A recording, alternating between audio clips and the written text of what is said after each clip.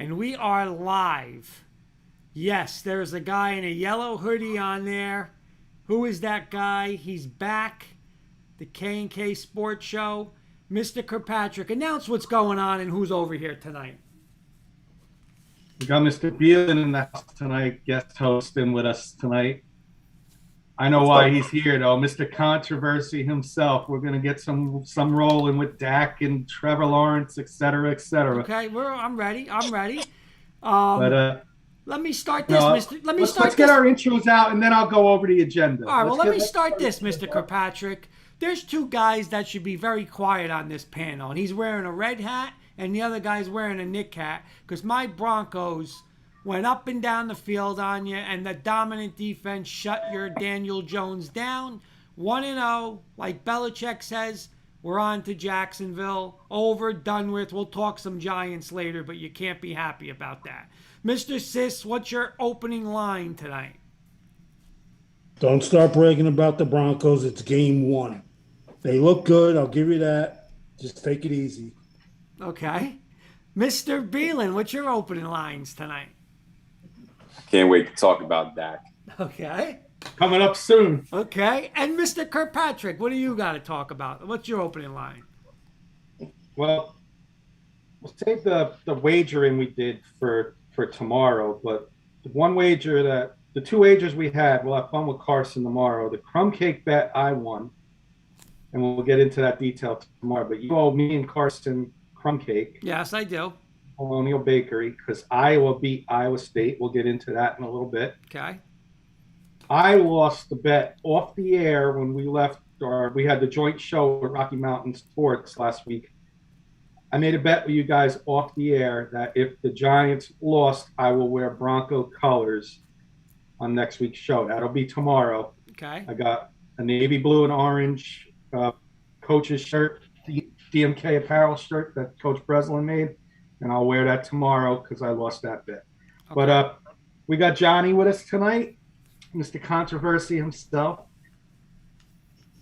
And then we got at 8:30, we're going to bring in our buddy Paul Rosen. He's going to talk some Giants with us. He's going to bring back Rosen's Roundtable each week, and it's going to be a weekly segment we have with him, and that's going to be roughly 8:30 this evening. Okay. In between that, we're going to do some NFL. We're going to do some college football, and we're going to do we'll freshen up on a little Major League Baseball. We've been slacking with that the last couple of weeks, with football being the star, but we'll do a little MLB towards the end of the show. All right, let me read a couple comments because they're coming in. We got our comment from our guy, Carson Shear from Ticket Time. He's saying, you got this. What's going on, Carson? Have a good stream tonight. Coach Carson, Breslin, check you out later. Ticket Time YT on Twitch, everybody. Coach Breslin saying, Thursday night, baby. Can't wait. Our front four versus your O-line. Let's go, Washington football team. Another guy talking smack. But listen to the other smack he's talking. Coach Breslin's going at Beelan saying, is he the guy who is in last place on your picks, meaning the high school show? Who is he picking tonight? He's coming right at Beelan, right out of the gate. Wow. Real quick, before we start. High school sports show, all in on high school sports. Johnny and I got Del Barton. The rest of you got Bergen Catholic. John, I made a bet with them yesterday, and they all agreed to it that if Del Barton wins, I can interview the Del Barton coaches. But you need to be there with me. Oh, I will hype those guys up. So no, they should invite me to the next home game so I can go out on the field. Okay. Hey, a couple more comments from Caleb Davis. I told y'all Iowa versus Iowa State was going to be a great game, and Iowa State could lose. Yes, I was wrong. Me and Sis were all over Iowa State. We were wrong. Eddie Murphy, he's been hiding all week, the Giant fan Eddie Murphy, saying, good evening, gentlemen. Good evening, Eddie. We'd like to see what he's got to talk about. And Coach Breslin saying, all in fun, my friends. So he's saying all in fun. So let's do some quick hitters. Can we do some quick hitters? Let's get rolling. All right, we're going to get rolling. I'm going to go Kenny, Sis, Beelan, because that's how you guys are on my screen, okay? Here we go. So quick hitters, one-word answers. I got 11 of them. So let's bang them out. Real quick, Kenny. Does Urban Meyer make it through the whole season this year as head coach of the Jaguars? Yeah. Sis. Absolutely. Beelan. Yeah, he's there for 2-3 years, Okay. no matter what happens. Kenny. Is Notre Dame flirting with disaster after their last two squeakers, Florida State and Toledo? I think so. It's showing in the top 25. I'll get to that a little later too. But yeah, I think they are. Sis, is Notre Dame flirting with disaster? No. Beelan. I'm going to say no, but I am going to say they are messing up their chances to get to a big conference. Good one. Okay. Now listen to the key word here, sis.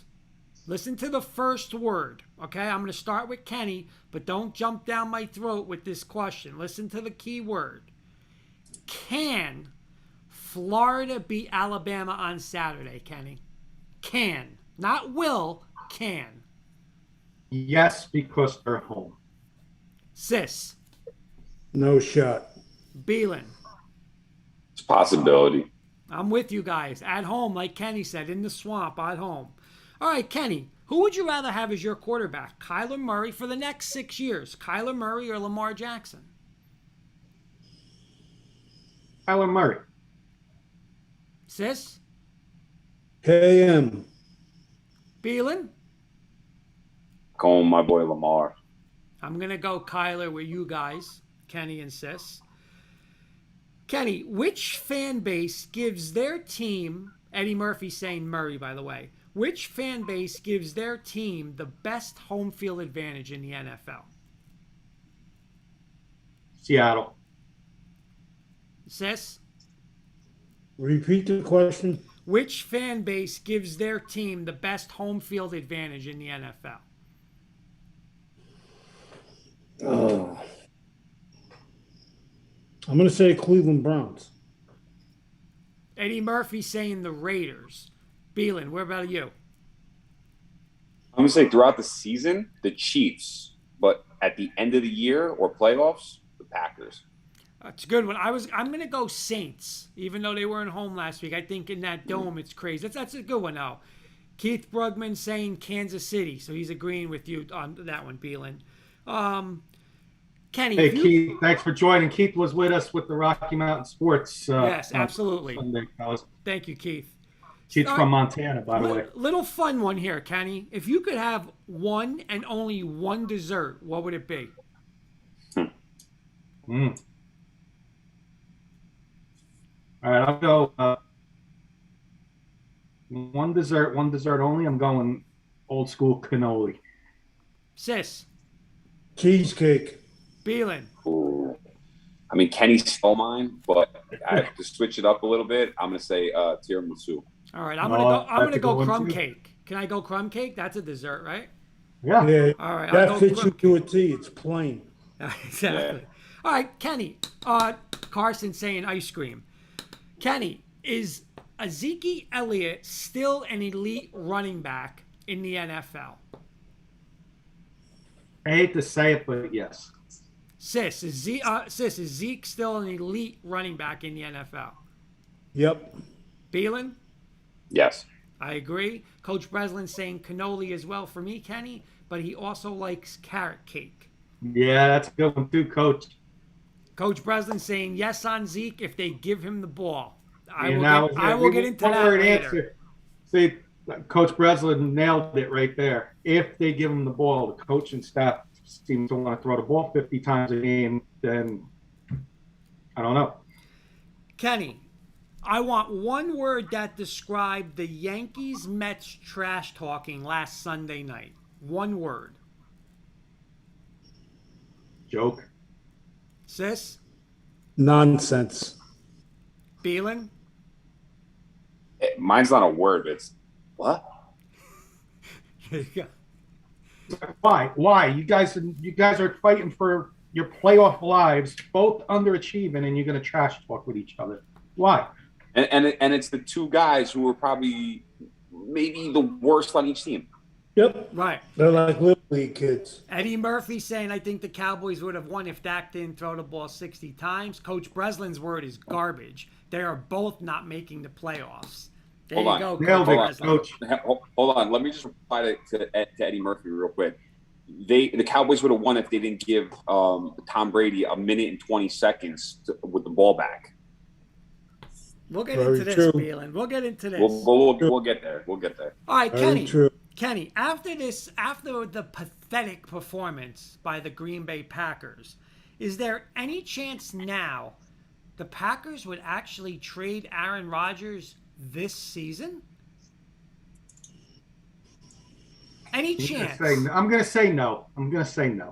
Sis, Absolutely not. Phelan. No. Okay.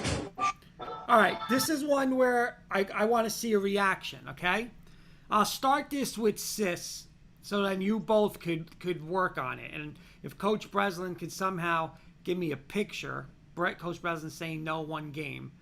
But if you were a defensive coordinator in a big game, and you just held on a 4th and 6 to win the game, Sis, what would your reaction be? Give me a reaction. Give me a saying. What would you do? What would your reaction be as that defensive coordinator? I want to see a visual. It's a I good don't see visual. Shot. Here he is. What? Visual right there. I love it. What would you say? I Good would job, be boys. excited. I mean, I would, yeah. What do you want me to say?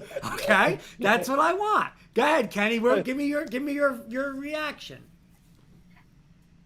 Let's go. I'd be jumping up and down. I'd probably pick one of the kids up. I don't know. Coach Breslin saying when we won in 2001, when Olsen threw the ball at bounds, I went nuts. So go ahead, Phelan. What would you do? Let me see. I always wanted to do especially on like national TV. I wanted to do like the Tiger Woods like thing, just I was like a hardcore like vein popping out of the head type of thing, just like going nuts. Okay, all right. And my last one, this is a bonus quick hitter tonight. Who is a retired coach who could come back right now in the NFL and win big? Kenny. Repeat that, Kurt. I'm sorry. I got it distracted for a second here by my friend. Okay, my question is, who is a retired coach who could come back right now and win big in the NFL right now? Ooh, that's tough, Kurt. I'll answer it real quick. Go ahead. I gotta make a quick phone call too. Okay. Bill Coward. Okay, good one. Kenny. Sis, if you got one, I'm going to think about this one. No, Beelan just stole mine. Bill Cowher. I'll go. I don't know. He's been gone a long time. Real quick, Coach Breslin's going Bill Parcells and Joe Gibbs. Eddie Murphy's going with Jenny. I ran these questions by Jenny Hoops tonight, and she answered the same way as Eddie Murphy, saying Rex Ryan. And our good friend, like that one. And our good friend Ricky saying, "Good evening, boys. What's up, Ricky?" Hey, Ricky, what's going on? Thank you, Ricky, for letting me get on your Ricky show. on Arch Rivals football. We've been helping him out. Not helping him out. We've been guest starring on that show on Saturday afternoons at 5 o'clock. So, Kenny, mine is my guy, Mike Shanahan. Why? Listen, the son runs his offense. Sean McVay runs his offense. So it's really Shanahan's offense that those guys are running. Go ahead. I got one. Go ahead. I got one. You just nailed it because you said your team. Tom Coughlin. Okay. Fair. He hasn't been out of the league that long. He is older, but he hasn't been out of the league long. These other guys have been out for a long period of time. That's the only worry I have about that. Okay. Those are the quick He hitters. hasn't done it yet. He hasn't brought the team to the playoffs. Those are the quick hitters tonight, boys. Love it, Good Kurt. job. Good job. Let's move into some NFL talk, and then we'll bring in Paul roughly about 8:30 to talk some Giants about week one. He's got a little roundtable for us. Okay. Week one, upcoming week. Nice little segment I'm excited about. I got a little week 1 review. Let's start off with a simple question. I'll go Kurt, Beal, and Sis. Give me a big surprise from the week. It could be a good surprise or a bad surprise. Oh, a bad surprise, the Packers. All that drama, playing the Saints, not having to play the Saints in New Orleans. You go down to Jacksonville. It's really a home game. There's more fans now of Green Bay, and to get embarrassed like that, very surprising. But I will say this. You want a better game this week? What they're going to do to Carson's Lions Monday night at home, it's going to get ugly. So Green Bay. John, you got a surprise from the week? Surprise win or loser? Either or, to throw one out. What was your biggest surprise of the week? My biggest surprise was actually, man, it's a toss-up, but I'm gonna say the Eagles. I really didn't think they were gonna dominate the Falcons that bad. Because I know the Eagles' defense is not too great, but they just shut Matt Ryan down like no other. So they're kind of like my surprise. Kenny, real quick, Ricky's saying Green Bay won't cover. And while you said Eagles, Beelin, Sis's buddy Lynn Marie said, yay, Eagles. I told you we had that game. Tell Sis, Giants are going down. So, Your surprise, Sis? She's coming right at Sis tonight. Who's that? Lynn Marie. Lynn?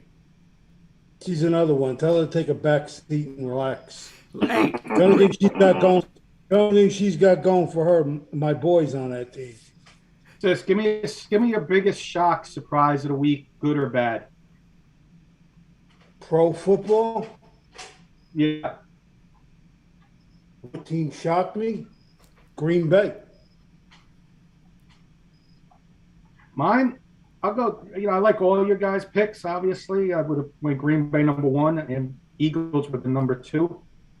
I think the Cardinals blowing out the Titans at home and that defense stopping Derrick Henry would be on the top of my surprise list as well. Kenny, Ricky just messaged, said Tennessee getting torched is his surprise. Eddie Murphy's going Texans.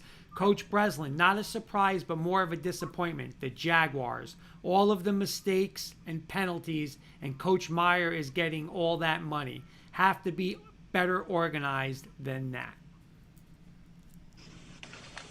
Fair enough. You guys got any other surprises you want to throw out there? Storm. Next question. Other I think surprises? Pittsburgh beating Buffalo. People were sleeping on Pittsburgh. Sis and I weren't. You know what? That was very disappointing, Buffalo. It's very disappointing. You see, and we'll get into this, but that just shows you, again, we can argue this 100 times. That is exactly the game where it's going to be Josh Allen, spread him out, throw it 100 times. No, it's not. You see what a team like that, Pittsburgh's a team they're going to play in the playoffs. Low scoring game. You can't make mistakes. Let your defense do it, special teams. And Buffalo choked. Everyone's saying Buffalo Super Bowl. No way. No way. I still think they are thinking to bounce back. Exactly what Steelers are a sleeper team. Sis and I both said it. I'm going to call out Sis real quick before I get into my next topic here. I am shocked that his surprise wasn't Cincinnati beating Minnesota. I think you know what I think though. I don't think it's a surprise. I think Minnesota's more of a disappointment. That's a good point.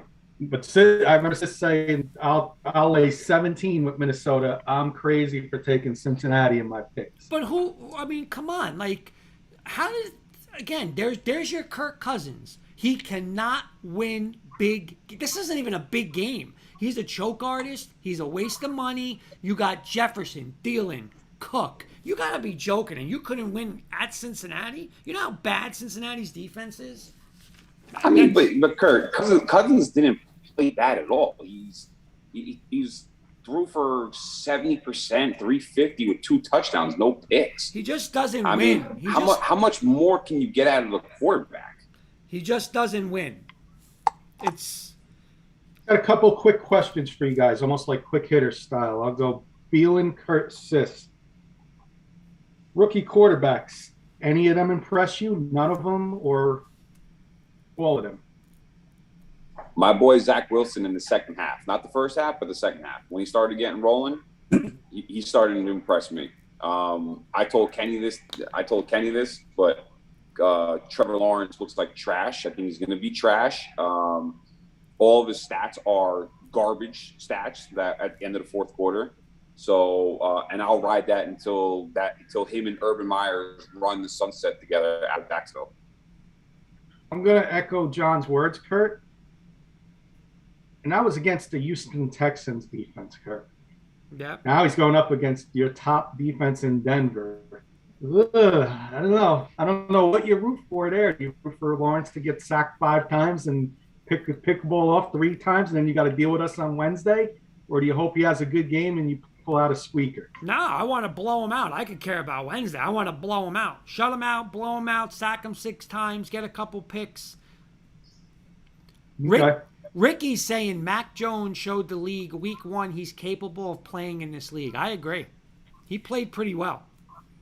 So you got a breakout performance of these rookies or nobody? Me? Nobody. Okay. Rookie wide receivers, John. Smith, Waddle, or Chase. All, any, or none impression? Smith is going to be a stud. It's music to Amari's ears, our good buddy Amari's cousin. Regardless if he's on the show or not, he's going to be a stud. He was a hype for a reason. He's a stud. Stolen away from us. Stud. Sis. I don't know. That's a tough one, man. I'm going to pass on that. Okay. Kurt. Coach Breslin's saying I agree with Beelan. I agree too. You know what?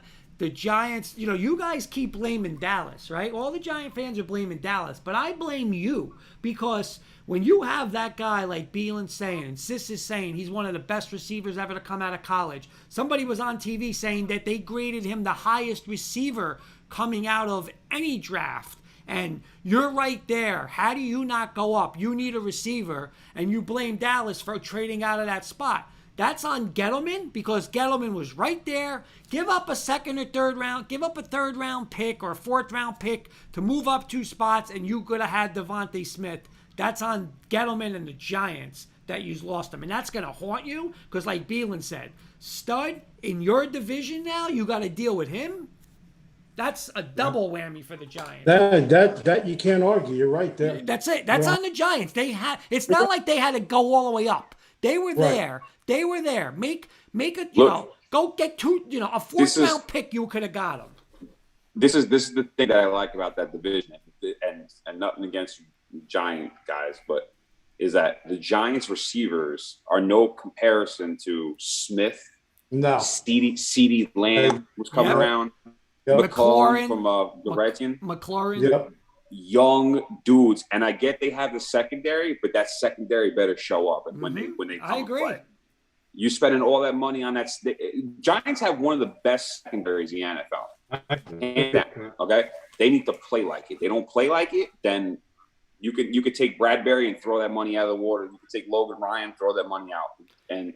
You're not beating Washington throwing the ball 40 times tomorrow night. You know what, sis? You're right on the money. And I was just going to say this, and I know we'll talk to Paul, but you know what? Beelan nailed it by saying the Giants have a great defense. Giants have a great secondary. You don't have a quarterback who's a below-average quarterback, like you just said, sis, throwing 40 times. He should throw 25 times, run the ball, and play defense. Don't put the ball in that guy's hands. Run the ball. I don't care. Okay, Barkley's hurt. You got Booker. Do some things and just pound the rock and play defense. They lost that game. Listen, I think Denver's the better team, but giving him, like you're saying, this guy 40 times tomorrow night, like Coach Breslin's going to be, sipping martinis. That defensive line against your offensive line, and he's going to stand back there? No way.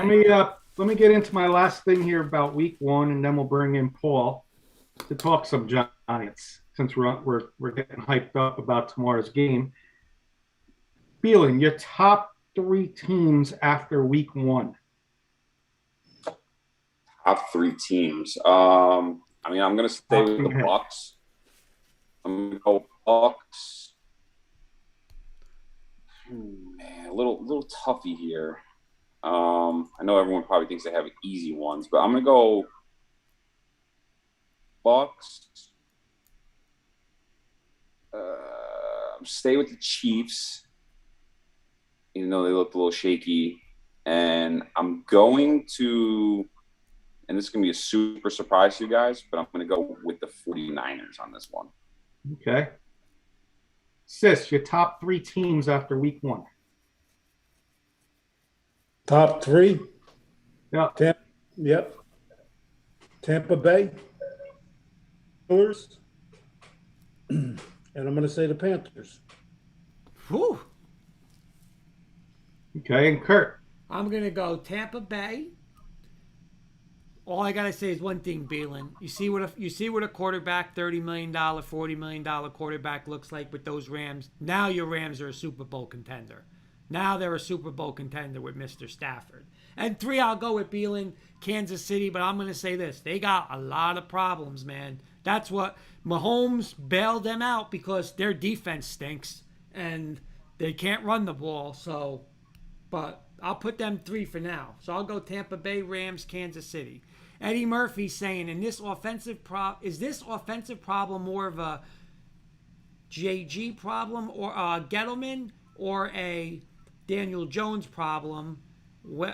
I'm sorry, Jason Garrett problem or a Daniel Jones problem? When Shermer was calling the plays, Daniel Jones looks like he can be a quarterback. Not great, but good. And Carson saying, that a boy, Kurt, Rams all day. The thing with the Giants is, and we always say this, right, is you besides Barkley, who's there? Who's there? Like, no, nothing against Slayton and Sterling Shepard and everything, but those guys are like number 3s on other teams. So Beelan, like, Beelan, you nailed it. You just play to your defense. Play like Denver's gonna play. Play to your defense. When you have a young quarterback, okay, you work on protecting, get a line to protect the guy, okay, and then build around everything else. Start getting a receiver here and there. But they have the same guys who Evan Ingram has bricks his hands. This guy can't catch catch a beach ball that was thrown at him. You know, it's crazy. Well, here, Coach Breslin's got one. Insists. Would you agree or disagree with Coach? I am not a fan of Garrett as an offensive coordinator. He also wanted to throw the ball 40 times with Zeke and a good line. Again, I agree with Coach Breslin. There's nothing creative about Garrett. He's too blasé, man. I agree with Coach Breslin 100%. Yeah, and to back that up, Kenny, not to cut you off, but it's Jason Garrett is not Daniel Jones doesn't fit into his coaching. He's not a gunslinger. Like, Jason Garrett loves gunslingers. Guys, Amari's saying, what's up, peeps? Amari's joining the chat, guys. What's up, Amari? You were listening a couple minutes ago. I got more props for Devontae on the panel here. My 3 real quick. I did it different, and maybe I should have phrased the question better.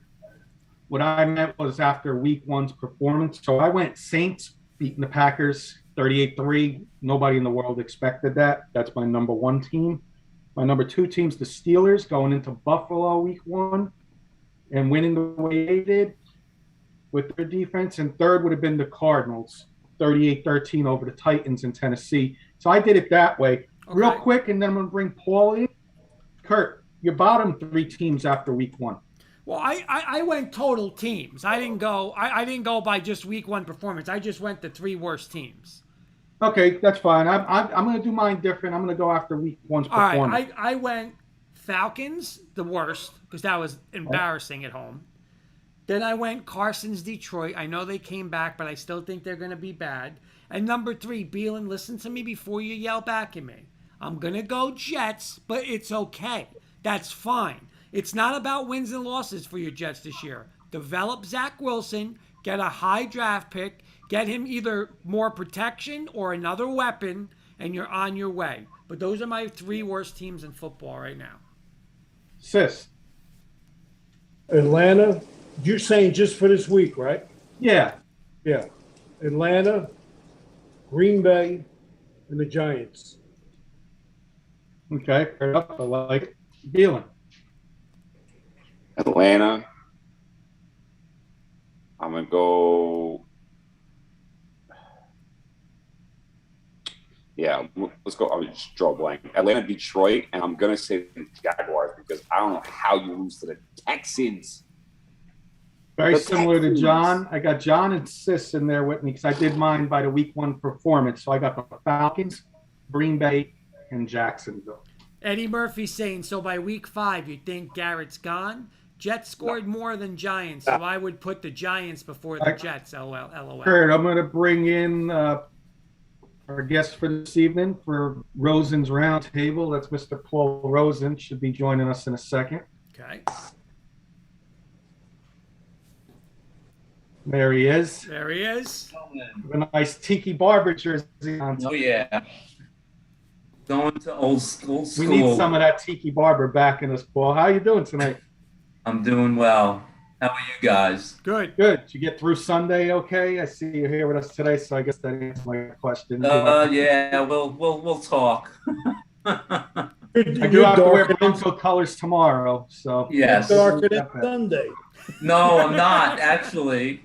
I haven't been outside to the beach or anything, and You must be in a tanning salon. no, not at all. Not at all. I'm teasing. And Paul, this is our good friend John Beelan. He comes on with us a lot, and that's Paul Rosen. You guys, Hey, John. Oh, not but And so, Kurt, we're gonna bring Paul on each week. Last week we had Rosen's Roundtable, and now we're gonna turn it into a Rosen's Giant Roundtable. Okay. And Paul's got a little surprise for us. Next 15, 20 minutes, we're gonna talk some Giants football with Paul. So the floor is yours, my friend. Thank you, guys. I appreciate it. Kurt talking smack right off the bat already, and I guess rightfully so. I mean, I have to congratulate you on a great win. You guys were excellent, both offensively, defensively. You played very, very well. Big fan. Joe finally got a win in September.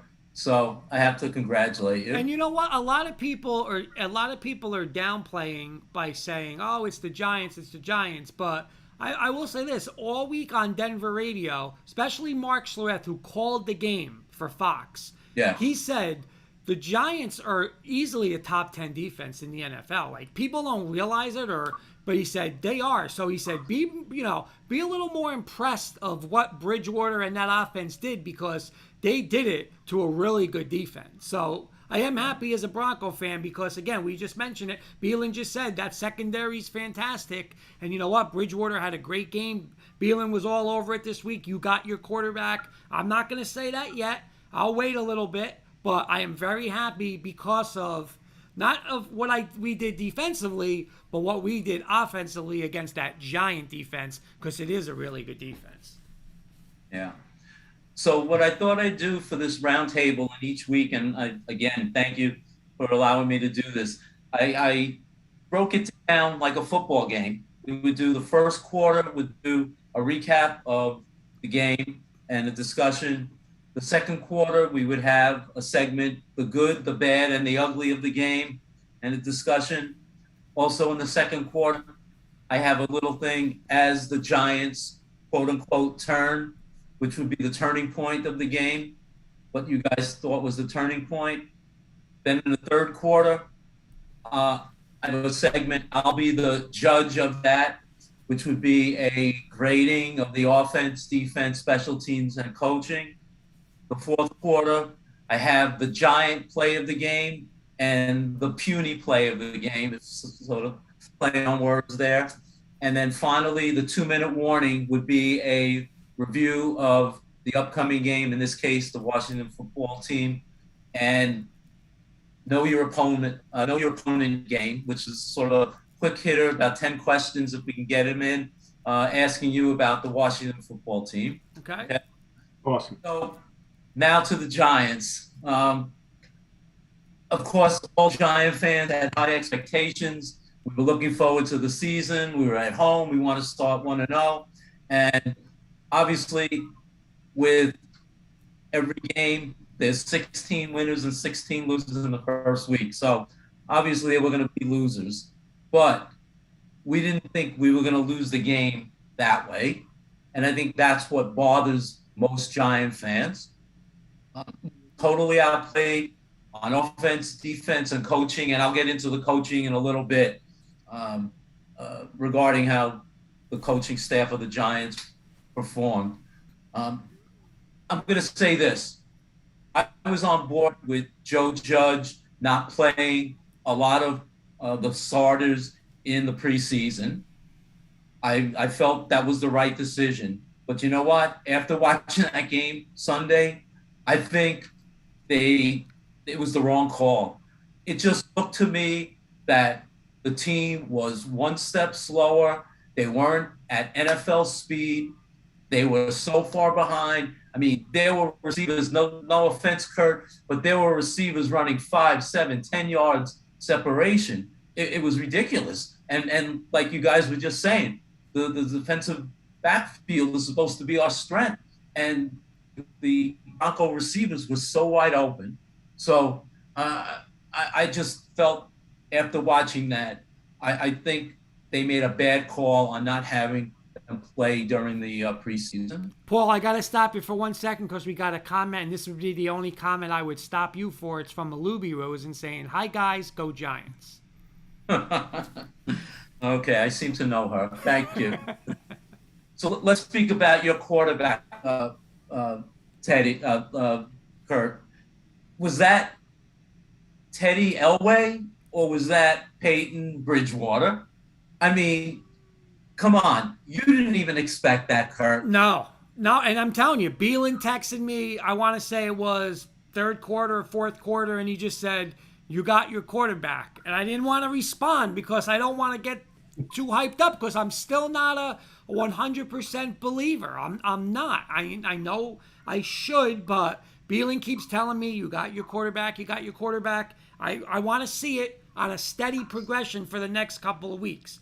But what I saw on Sunday, I am very happy. Making plays out of nothing, extending plays, and loved it. Kurt, what I send you today on Instagram? You sent me. Hold on, I gotta think. With Von Miller. Oh, that he said it's the first time since 18 that I feel like it's the first time around here. I feel it's legit since Manning's been here, and it's true. Yeah, I mean, listen, Teddy's a competitive quarterback, but we made him look like a combination of Peyton and Elway, and that was absolutely ridiculous. 28 out of 36, 265, 2 touchdowns. But anyway, the defense was supposed to be the Giants' strength. Obviously, it was horrible. Just to go over some quick statistics, 10 out of 18 third and fourth down plays. You guys held the ball 11 more minutes, 2 drives of over 8 minutes each, 3 out of 5 drives lasted 10 plays or more. You can't win a game like that by playing defense that way. And the Broncos just totally dominated us. I mean, there was nothing to be said. The offense started slow. We got the touchdown by Shepard, but once that was done, there was no other real offense at all until we had the drive, and I'll get to that in a minute. The O-line, I have to say, was not bad. I mean, they graded out actually pretty well overall, but we gave up a couple of sacks to Miller. We couldn't really run the ball that well, and Jones never looked comfortable in the pocket, and that was it. And you know what, Paul, too? They said that the Giants, the time Daniel Jones had to throw was the 4th most in week 1. So you can't blame the line there. Right. Von Miller's their stud. He's going to do what he did. The first game back, he was motivated. Yeah. And, there was a mismatch. Nate Solder was on him. So I'm not going to get upset with the line just yet. I know you got your grades coming up, and some of my grades may surprise and some may not, but we'll get to that when we get to that quarter. Kenny, real quick, we got a couple comments from Jeremy Oswald's coming in saying, "What's up? I knew Bridgewater was going to be fine. Giants, I don't want to use the word, but stink. They have no chance this season. Go Eagles." What else do Eagle fans say? That's it. Kurt, I have to give credit to Pat Shermer. He called a great Yes, game. he did. Amazing. I mean, I always said I thought he made a better offensive coordinator than a head coach, and I think he proved that on with the Vikings, and he proved that again opening game. Couldn't agree more with that. Overall, as a Giants fan, I thought it was a pathetic display of incompetence and non-competitiveness, and it was a frustrating game to watch for the opening game where you had so many expectations. When we're done, when you're done with your segment, Paul, before you go, I do want to ask a Giants question that I have for everybody, if it doesn't get mentioned in the segment. Okay. So I ask you guys, especially Sis and Kenny, what did you think overall of how the game went? Go ahead, Sis. To be honest with you, it went just the way I thought it was going to go. It's just a carryover from last year, just being honest. I didn't expect anything more. I didn't expect anything less. It's the same old story. It's sad to say, but it's true. I'm a very realistic person. I'm not perfect, but I always tell like it is. You're in. If they lose to Washington tomorrow night, John Beelan was saying before, you heard they might get Cam. You better pray they get Cam Newton, because this is not the answer. Yeah. Any Giant fans that think he's the answer are totally fooling themselves. Nothing against the kid personal. He just don't have it. He's not an NFL quarterback. Yeah, we'll get to that later in some of the things that I have to say. So, Kenny, what about you? I agree with Sis now going into week 2, but going into week 1 against Kurt's Broncos, I thought we had a realistic chance. We had on paper the upgrades at offense.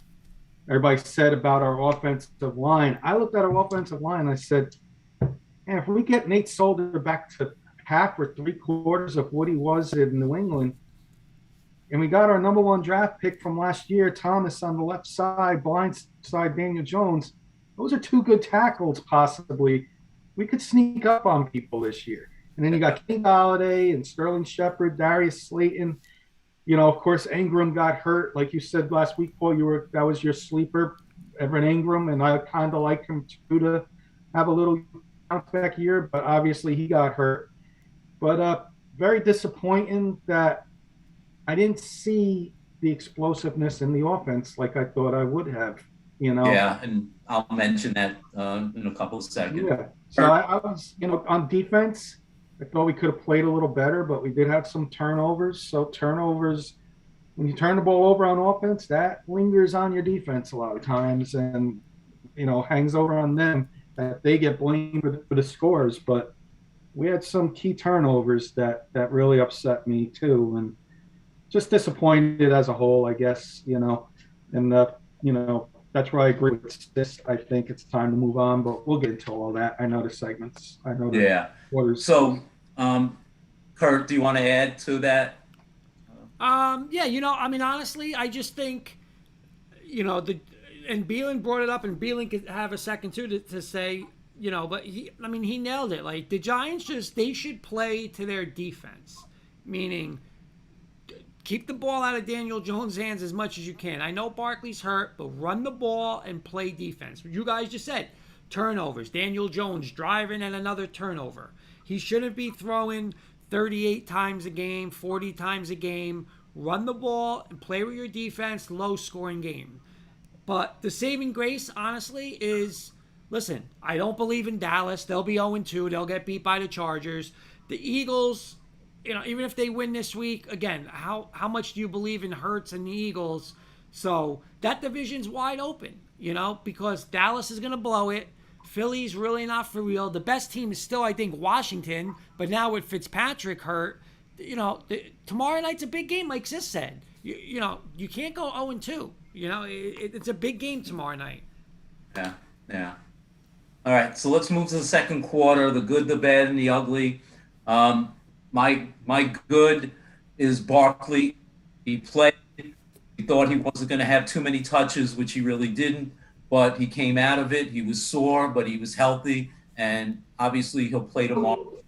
And not that there was so many other good parts of the game. Sterling Shepard had a big TD, and that was one of the few highlights. And again, the offensive line graded out fairly well. So as much as you can talk about the offensive line, overall, they were not as bad as we thought they were going to be. Kenny mentioned that Daniel Jones was clean about 75% of the time, and I think Andrew Thomas also had a high grade. So it wasn't as bad as it appeared overall in the scope of the way they played.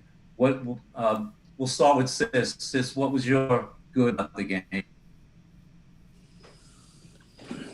To be honest, not really that much. I mean, I'll give you the offensive line looked, okay. And Daniel Jones did have a clean pocket 74% of the time. So there's your answer. He had a clean pocket for 74% of the time. What did he do with it? The receivers on the Giants, and I agree with Beelan, and again, I'm a diehard Giant fan, just like you and Kenny are.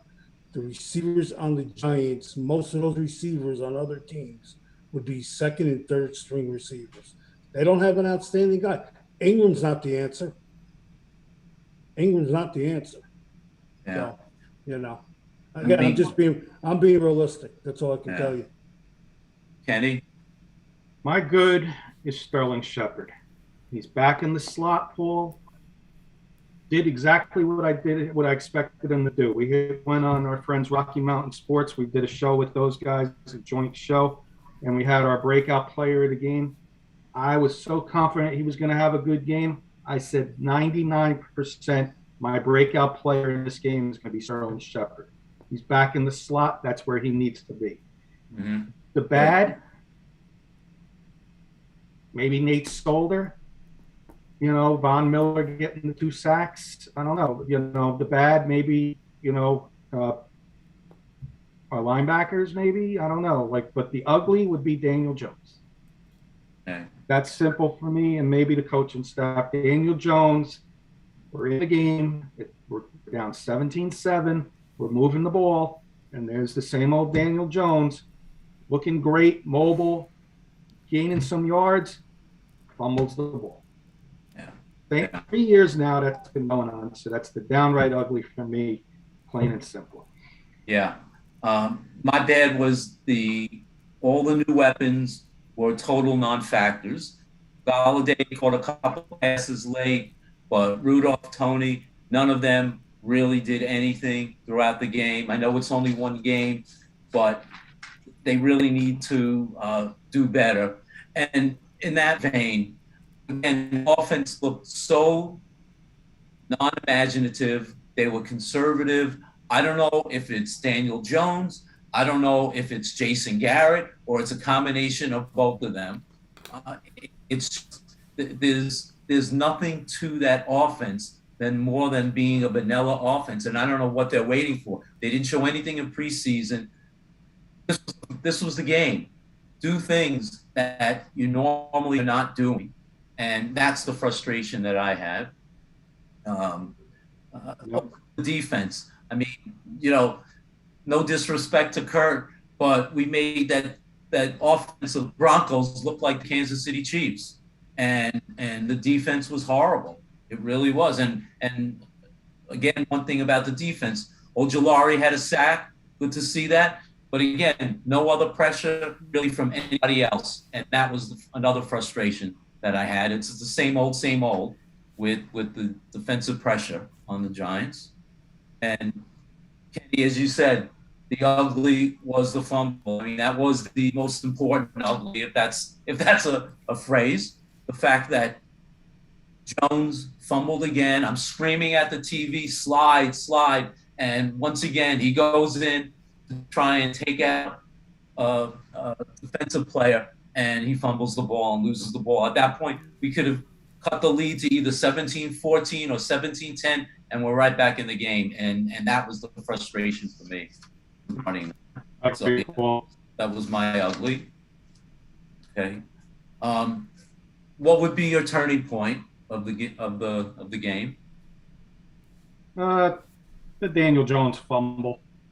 I think I'd segue right back into that. I mean, that could have been seven. I'm going to be realistic. It would have been probably at least 17-10 in a one possession game. Yeah.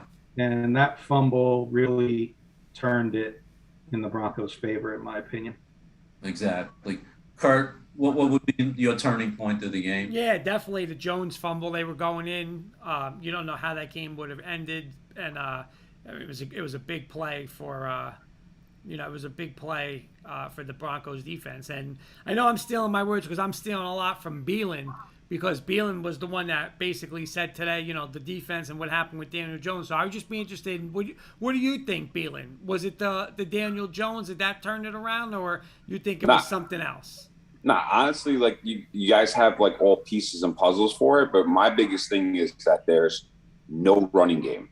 Where is Barkley? Why are you not throwing his rookie year? He caught 90 balls. He caught one on Sunday. One. Well, that's what I said the other day to these guys. That's crazy. It's some crazy, and you can't rush. Like, the guy was not healthy, but he was prepping himself. He wanted to play. You gave him the ball 10 times. He touched the ball 12 times. Like, this is one of the best backs in the league when healthy. You can't give him the ball 10 times for 26 yards. That doesn't work. Yeah. No, I don't disagree with you. And the fact is that tomorrow he's got to prove that he's at least close to 100%, because they're really going to need him tomorrow against the defensive line of the Washington football team. So third quarter grades.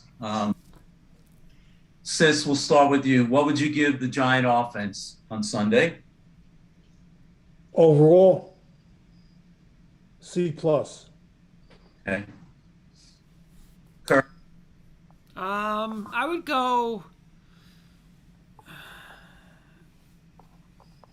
I don't know. Sis is generous there. I guess I would go. I would go like a D+. Honestly, I mean, I don't think they did anything. I really don't. D+. Feeling? Yeah, I think Sis is being generous, but I'll be a little bit nicer than Kurt. I'm going to say like a C-. Kenny? I'm right with Beelan with the C- because of Sterling Shepard. Jeremy's going Giants offense a D. He's going a D. If Sterling Shepard doesn't have that game, it's a D-. But Sterling Shepard made it a C- right there. Well, you guys are generous because I must be a hard marker. I gave them a D. I just felt that the offense was sluggish, unimaginative. They scored, basically a touchdown as the game ended. I didn't think the running game was good at all. So I'm a hard marker. I guess I gave him a D. Now, Paul, I know this is going to get Beelan's hair on fire here, but Eddie Murphy is saying I'm giving them an F. With those weapons, they should score 25 to 30 points a game easily. And Beelan before said there are no weapons. Sis said before they're second stringers. So what do you guys? Do you guys disagree or agree with Eddie Murphy on that? Let me jump in this real quick. Like I said this before, and Sis agreed with me. None of those receivers are Galladay is one of the most overpaid receivers in the NFL. Okay, he got that money because of Matthew Stafford throwing the ball 50 times a game. Okay, he's a stat guy that got paid. Right? He's one of those guys. Barkley healthy is nothing. You can see it. What happened? It's either get fully healthy, wait a couple of weeks, or just don't play at all. Like you're ruining everything. It's not clashing. It's not going good. That team is, I don't know. I'm sorry. I'm 6 wins at most this year. But let me ask you guys a question. How much is it of Daniel Jones or Jason Garrett and his philosophy? I'll go real quick. I think yes, Daniel Jones doesn't clash with that offense. But it's also Gettleman not doing anything for Daniel Jones. I mean, getting Galladay helps, but it's not like a splash. It's not something that he needs, I don't know. But there wasn't one Giant fan who complained when they got Galladay. Of course they're not going to, because it's an upgrade of all the other guys that they had on the team. It's Right. no different as a Jets fan. When we got Corey Davis, I was ecstatic because who was our best receiver? Let me Denzel ask a Mims? third quarter intermission, end of third quarter question here before we get into the fourth quarter. My end of the third quarter question is going to be for Paul, and then anybody else who wants to chime in can chime in. 0-1 Giants. Mike Glennon's our backup quarterback. Second year in a row, Daniel Jones has no competition. Now, we all believe, and it's more than belief, it's reality, Gettleman's job's on the line. There's a quarterback out there that played for Dave Gettleman named Cam Newton. I see in Cam Newton a similar quarterback in Daniel Jones without the fumbles. If you're Dave Gettleman, do you bring him in, Paul? Kenny, If the Giants are 1-3, 0-4, they get off to a real bad start, 1-3, and Daniel Jones is struggling, and Cam's still sitting out there, are you thinking about bringing him in? Here's how I'm going to argue. How I'm going to respond to that. I think Joe Judge has so much power right now with the Giant organization that it wouldn't even be Gettleman's call. I think it would be Joe Judge's call. Would he want him on the team? Yes. I do. Because I think if they went 0-16, Joe Judge is going to be the coach of the Giants next year. If they go 0-16, Gettleman's going to be out. And I'm not sure if Joe Judge wants Cam Newton to be on this team. That's my feeling. That was anybody else, John? Yeah, I'll say real quick. So I think if they want to look at Cam Newton, they got to do it quick, because if Hanky from the Redskins flops real quick, Ron Rivera is snagging Cam Newton. So they need to decide on if they actually want a guy like Cam Newton, or they're just going to ride with DJ and Glennon for the rest of the year. But Kenny, here's what I would say about that, Kenny, is I just think that they're tied to the hip, Gettleman and Daniel Jones. So what would that, Daniel, I know you guys always said John Elway. You guys always said John Elway with quarterbacks and stuff like that, but it's John Elway. Gettleman took this guy, number 5? What, 6? 6. That's his guy. He can't go and say, I'm not a believer anymore, because they're not going to let him take another quarterback after that debacle. So I think he's going to live and die with Daniel Jones. I agree with everybody saying. Coach Breslin, I agree Newton should go to Washington. But I think if that happens, Gettleman's gone. That's Gettleman's guy. How can you get rid of that? You can't get rid of him. That's his guy. You took him number 6. Yeah. That was just my timeout question that I want to throw in there. That's all right. I might do one of those each week, Paul. Okay. Timeout question. Yeah, it's a good question. And listen, we'll see what happens tomorrow, but a lot of things could change if they come back to the New York area without a win tomorrow. So we'll see. I would give the coaching staff an F. The way Joe Judge coached, I thought the obvious goof of challenging the touchdown, when obviously every touchdown is reviewed. But in my estimation, the end of the first half, I think at one point it was less than 2 minutes. The Broncos had a 3rd and 4, and he could have called timeout, got the defense set, and wound up letting the clock run. Ultimately, the Broncos moved downfield and scored. And then he uses the timeout with 13 seconds left and walks into at halftime with 2 timeouts in his pocket. Why? What was that all about? I think time management was horrible throughout the game. That's my feeling. Okay.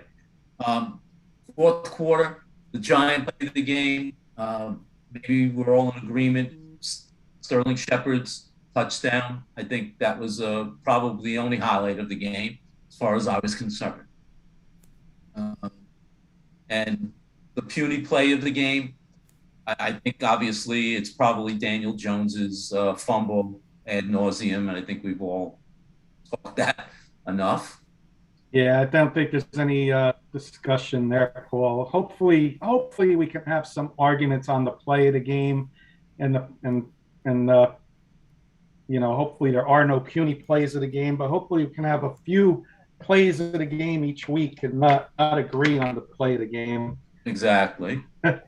So in the 2-minute warning, let's talk about the game tomorrow with Washington. I don't want to say the second week of the season is a must-win game. Obviously, there's 16 more weeks in the season, but given the Giants' recent history, the fact that they have to come out with a win, in my opinion, I think tomorrow night's game is a must-win.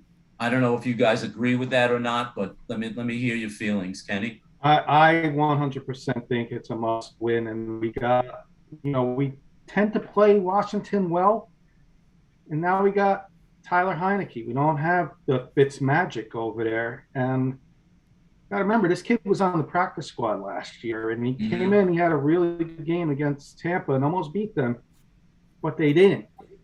And he came in against LA, and they didn't beat the Chargers. So, yes, this is a must-win. It is a must-win for Washington, too. I think whoever loses this game is in a lot of trouble. Even though it's a weak division, I think the loser of this game is in a lot of trouble. So I do think it's a must-win. What's your must-win, no doubt about it. No doubt about it. They lose tomorrow night, and I'm going to agree with John. They might win 6 or 7 games. Yeah. Feeling? I don't think it's a must win because I think this whole division is going to be trash again. So, I don't know if it's must win. I think it's a little too early. Okay. Kurt? Yeah, I totally agree with. I mean, I don't know. I guess I agree with Sis and Beelan because 0-2. But again, the problem is Dallas isn't a winning team. Dallas is going to be hanging around 500. I know Jeremy's talking about the Eagles, but do you really believe in the Eagles? So now you're a game behind Washington. Washington's the team you're gonna have to beat to win the division. So, if you win tomorrow night, you're sitting pretty after last week's disaster. But must win, I'm gonna say no, just because these guys are saying the NFC East is not good. Here's an interesting statistic. Daniel Jones has 8 career wins. 4 of them are against Washington. So, yeah, for whatever reason, very well. We match up against them very well. Right, exactly. I mean, so talking about Washington, obviously the front 4 first-round draft picks. They have a rookie starting at linebacker, also a first-round pick. We have our old friend Landon Collins back there in the secondary. It's going to be a big test for the O-line. Needless to say, on offense, Washington, as Kenny stated, without Fitzpatrick, they have Taylor Heineke. He's the kind of guy that can give the Giants fits. That fast, elusive kind of guy that moves in the pocket, slides back and forth. He, like you said, he came in against Tampa last year and almost beat the Bucs in the playoff game. He was pretty good when he came in on Sunday against the Chargers. So this is a guy that could conceivably, with the weapons that Washington has, they have very good weapons. McLaurin, Logan Thomas, Antonio Gibson. They have this rookie from North Carolina, Diami Brown. It's going to be a tough game. It's going to be a close game. Do you want to give me a prediction, Kenny? I'm going to say, and I'm not saying this because I'm a Giants fan. I'm not saying this because, I'm a homer. Giants are going to win this game and continue to,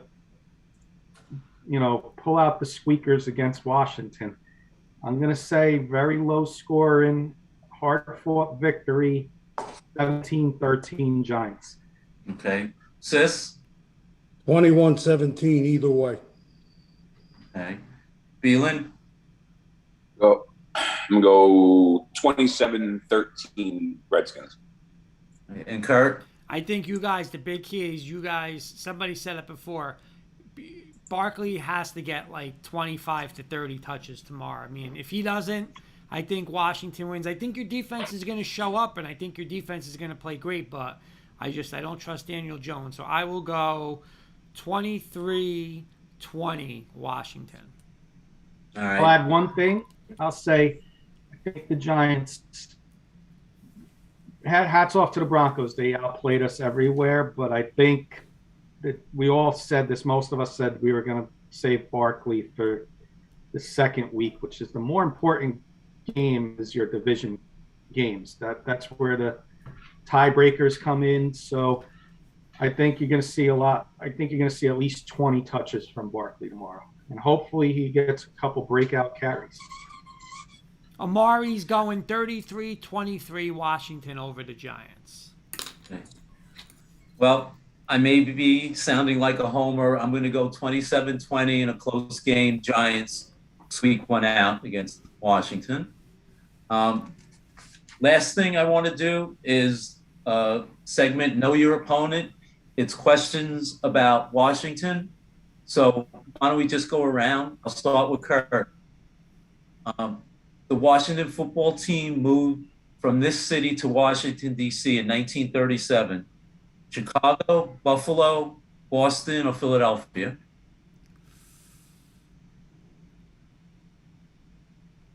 I'm going to say, well, Washington is saying return the belts, pick in Washington. Give me Boston. Yes. Okay. Correct. All right. Says, what famous coach was hired by Washington in 1969? Dick Vermeil? No. Anybody know? Allen. No. Lombardi. Yes. Vince Kurt Lombardi. coming back to 2 in a row. He coached 1 year, and unfortunately, he had cancer and passed away the following year. Wow. Okay, Kenny. What was the nickname, speaking of George Allen, what was the nickname of George Allen's team in the early 70s? The Gerald Told for Lunch Bunch, the Oldies But Goodies group, the You Gotta Believe in Vets, or the Over the Hill Gang? Over the Hill Gang. Over the Hill Gang. Yep. Sis jumping ahead of me. It was my turn. That's all right. You do it. Okay. Dylan, we all know the Dolphins are the only undefeated team in the NFL history. They played Washington in Super Bowl VII. Who was the starting quarterback for the Washington football team? Sonny Jefferson, Norm Snead, Billy Kilmer, or Joe Theismann?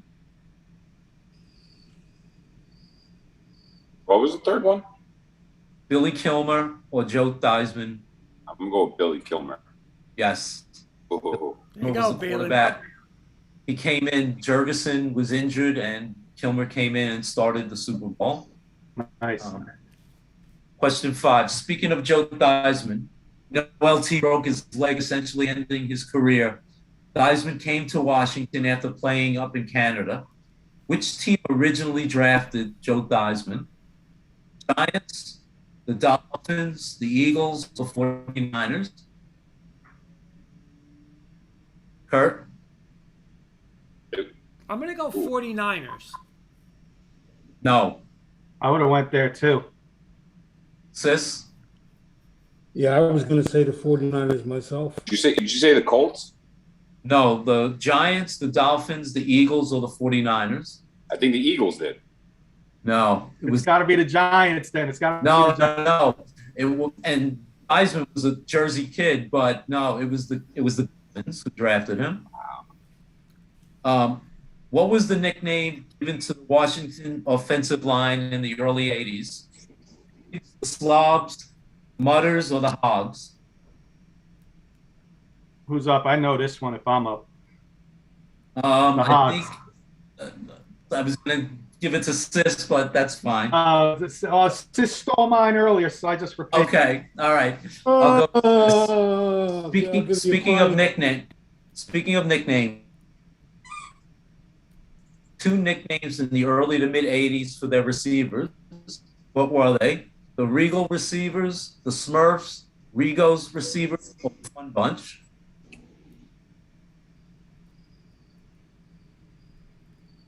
Who's up? Sis. Fun bunch.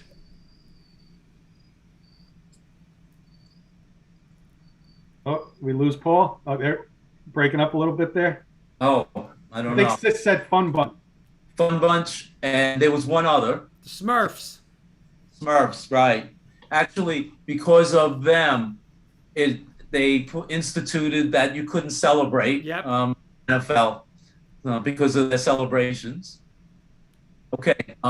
Kenny, what former Washington quarterback became a 3-term U.S. House of Representative? Doug Williams, Heath Schuler, Mark Rippon, or Jason Campbell?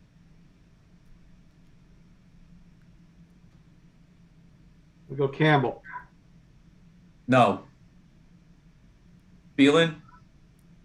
I was going to say the same thing. I'm going to go Kurt? Heath Schuler.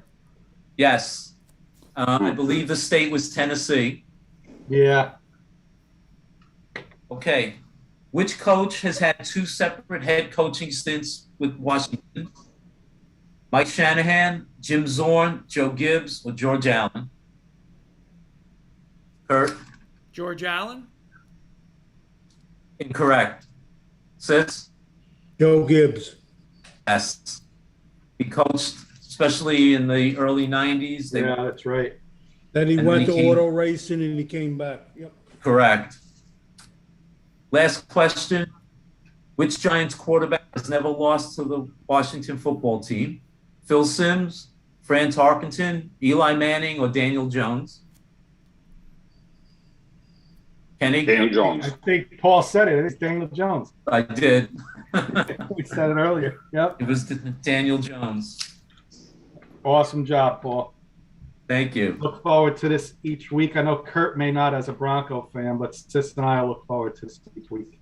We'll try and integrate some Bronco mania in there. There you go. I'll take that, Paul, from Yeah, you. we'll do some Broncos Giants Super Bowl talk from '86. Yeah. Well, I don't want to rub it in his face. I can't Well- thank you enough for coming on. We do this each week for those out there listening, Giants fans. We're going to bring Paul on each week for his Giants roundtable.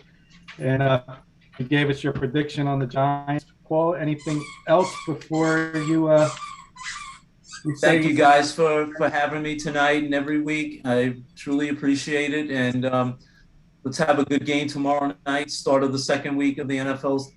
Well, I'm going to put you on the spot right now before you go. If you're obligated, no problem. We're looking for a guest picker NFL picks tomorrow night for our 6 to 7 o'clock show, but roughly 6:30.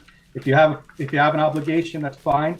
But I wanted to invite you on as our guest picker tomorrow. If you're Yeah, available. I'm off from work tomorrow, so absolutely. Roughly 6:30. Roughly 6:30, we get the NFL picks in. Fantastic. I'll Awesome. be there. Thank Awesome, you so Paul. much. Have a good night. You too, guys. Thank you, Paul. Thanks again. Thank you. Thank you. Appreciate it. Paul. Better Thank Paul. Kenny, Night. Kenny, I got something for Beelan I worked up that real quick. I need 2 minutes for this. And Okay, and I'm going to bring in our next guest. okay, but real quick while you're bringing in the next guest, I want to talk to Beelan about this, but Sis is going to be on my side, and I know Coach Breslin's going to be on this side. We talk about quarterbacks, and we talk about coaching and game planning and giving these guys. We talked about Daniel Jones, okay? Big Ben Roth. This is Sunday's games. Big Ben Roethlisberger threw 32 times. Josh Allen 51. Joe Burrow 27. Kirk Cousins 49. Jimmy Garoppolo 25. Are you ready for this one? Jared Goff 57. Russell Wilson, one of the best in the league, 23. Carson Wentz, 38. Tyrod Taylor, 33. Trevor Lawrence as a rookie, 51.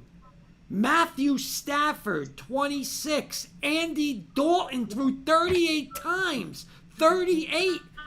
Tom Brady threw 50. Dak Prescott threw 58. Why are these guys with average to below average quarterbacks throwing the ball double the size of the other quarterbacks? That's just crazy. Coaching is pathetic. Kurt, Crazy. Let me cut you off real quick. I can go get some aspirin. You know what? All those quarterbacks he said that had the higher throws. You know what they were doing? They were playing from behind. Why? I don't know. Defense. Listen. Let me bring You know well in that Cowboys and Bucks game.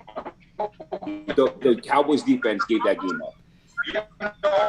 I'm going to say one more thing about this, and Amari could agree or disagree, all you guys to agree or disagree, and we're going to go back to this.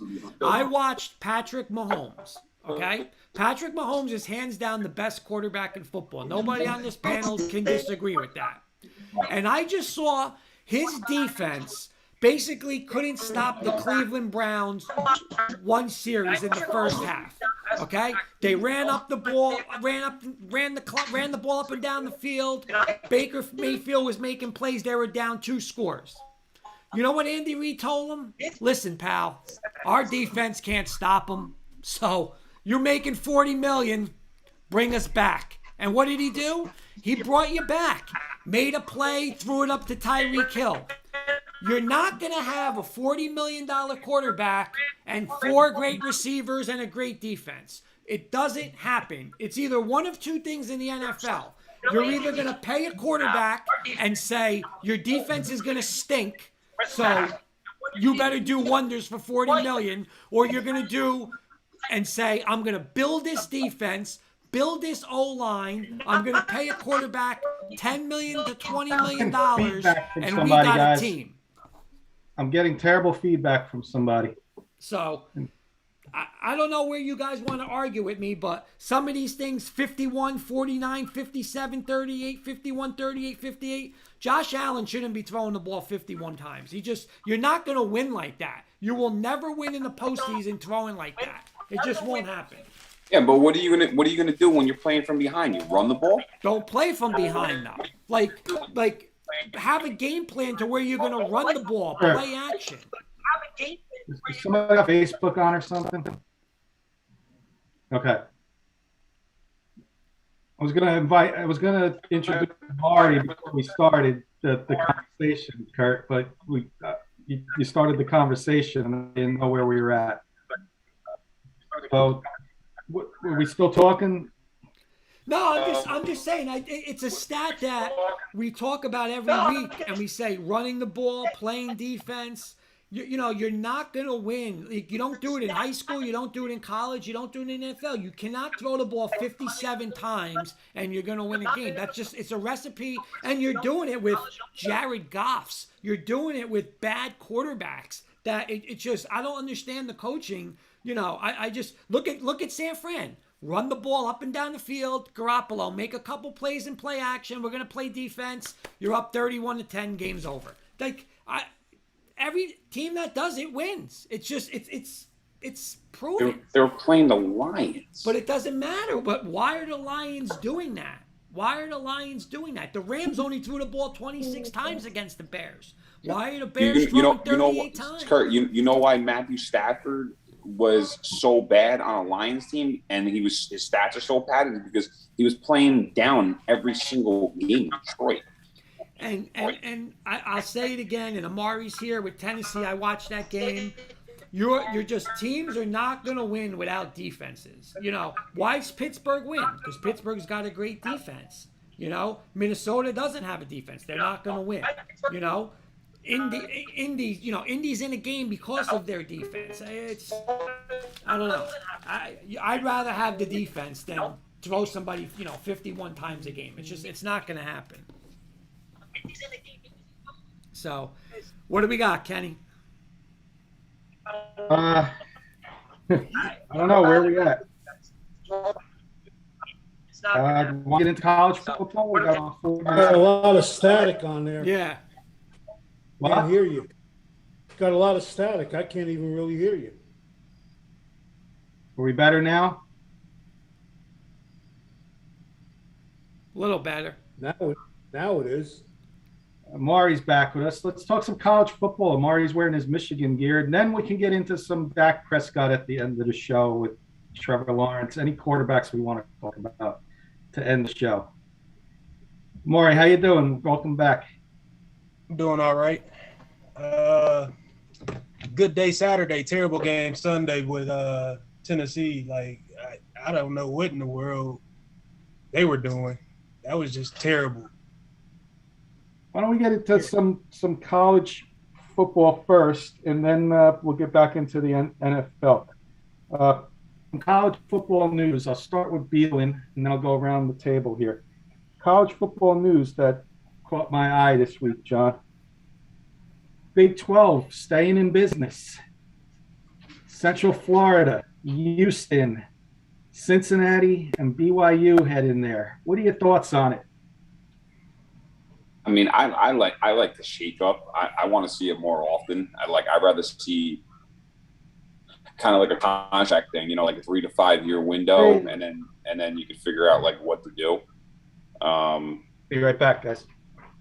But I don't know. I mean, it's cool. It's different. It's I get tired of seeing the same thing happen all the time. So I like the switch up, and then you actually can see like what Cincinnati can actually really do against bigger name schools and stuff like that. So, and then those programs can start getting more money for their schools too. What about you, Amari? You like the switch up? I think Amari's having internet issues over there. I think it's. I don't know, man. I'm gonna have to see it to speak on it. I want to see how it's gonna work, but it's always good to bring something new. If it works, it works. If it doesn't, then it is what it is. So when I see it and I see it develop, then I'll be able to speak on it a little more. I'll go next, Kurt. I like it. I think Big 12 needed it to stay in business. They get Cincinnati, top 10 team this year again. They get BYU, who's if they're an independent team. We talked about it all the time with Notre Dame. BYU is stepping up and going to a big boy conference now. They're going to start getting some recruits over there and being a little more competitive. Add Houston in the mix and add Central Florida with your guy Gus Malzahn over there. You're looking at some super football teams, not to mention basketball teams as well. Houston Final Four team last year. Cincinnati's always good in basketball. BYU was in the tournament last year, so they survived. They're not dead. They're not dead in the water yet, and I think they're gonna be okay. What do you think, Kurt? Yeah, I mean, like Amari said, it's you really got to see it, but I really don't think a lot of these other conferences have a choice. Sis mentioned it, I think, last week or 2 weeks when we talked about Texas and Oklahoma. I mean, SEC is the best conference, and now you're adding those teams. It's like a super conference. What's the other conferences going to do? They're going to have to do something. So I'm all for it. I mean, Beelan just mentioned Cincinnati. Cincinnati is going to get their shot this week with Indiana. They're going to get Notre Dame. And you know what? Now it's every year there's no more, if they lose 4 or 5 games a year, it's going to be like, see, this team was always a joke. They're going to be on the big stage. And you know what? We'll see what they do. Sis. What's the question? Big 12, are they going to be in the with the new teams? What are your thoughts on it? The new teams that are there. Are they going to be in what? The playoffs? No, with your thoughts, Central Florida, Houston, Cincinnati, and BYU forming in the Big 12. Your thoughts on it? Do you like it? It's all right. Cincinnati out of all those teams you just named is probably the best team. Mm-hmm. Okay, my next question, I'll start with Kurt, and then I'll go around. USC fired Melton this week. You shocked that it was done in week 2 and not at the beginning of the season, or do you think they should have given him a couple more weeks? See, I think I applaud them for what they did because, you still have this whole season is still alive. Can they get to a playoff? Probably not. But you're 1-1. You're supposed to be a top 10 team. Why get pulled down again by this coaching thing and just throw away another season? So I like what they did. They probably should have did it last year. But, hey, they learned, and you know what they said after this? Poor game. Listen, you should not get blown out at home versus Stanford. That happens. Pull the plug, go forward, and try to save this season. Why go waste another season? Just, get rid of it now. If it's a problem, get rid of it now. Agree. Amari. Yeah, that should have happened last year at the end of the season. To do it now, it's gonna be tough because the transition. I would have did it last year so you can the new coach can have a full off season, full recruitment. Now you're causing problems. So, but I mean,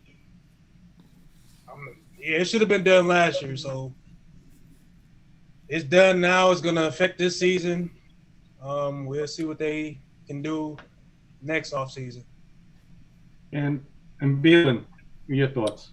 Yeah, I agree. This should have been done last year. I did read something today that Eric Bellamy might be the new head coach over there. He's really interested in it. He's from that area, which would be super interesting to see. So we'll see. We'll see what happens. I think. The only thing I'm worried about. I'm not personally worried about, but the transfer portal now. A lot of kids are probably going to be on the ropes about what to do because they don't know who's coming in or what's going to happen and stuff like that. So that might be a big thing over there for the Pac-12. College football AP top 25. I'm going to read them real quick. And I got to step away for 20 seconds. The dog's doing something. Bama, 60 votes. Georgia, 3 votes. Number 2. Oklahoma, Oregon wrap out the top 4. Iowa, Clemson, A&M, Cincy, Ohio State, Penn State are in the top 10. Kurt, give me your thoughts on the top 10, and then I'll read the rest when I get back. Okay, again, I think it's right now a 2-team race. Alabama, obviously, Georgia. Oregon, I got to respect Oregon. They did go into Ohio State and win. And I called it last week, Amari. I said Michigan's going to beat Ohio State this year, and I'm still saying it. They're going to beat them, man. Ohio State is not what I think a lot of people think they are, and Coach Day, somebody made this statement a couple weeks ago, and it might have been Caleb when he was with us. This is really the first time he's playing with his kids and not Urban Meyer's kids. So this is a true test, and he didn't look good in Minnesota, and he got beat up by Oregon. He couldn't stop Oregon. So, Third. Go ahead, Amari. Amari's got a question. Okay. I think his name is Domani Jackson. He's a cornerback. I think he was a 5-star, if I'm not mistaken. Don't be surprised if he end up wearing a Michigan jersey and playing for Michigan, because when he made the visit to Michigan, he really liked it. Now, don't be surprised if because of this transaction that happened when USC firing a coach, he might bounce on over here and be playing in the big house. That'd be sweet. And you know what? I like it. My Auburn Tigers just picked up a good receiver, a 4-star receiver from Georgia a couple of weeks ago, 2 touchdowns last week. I love the transfer portal. I think it's awesome.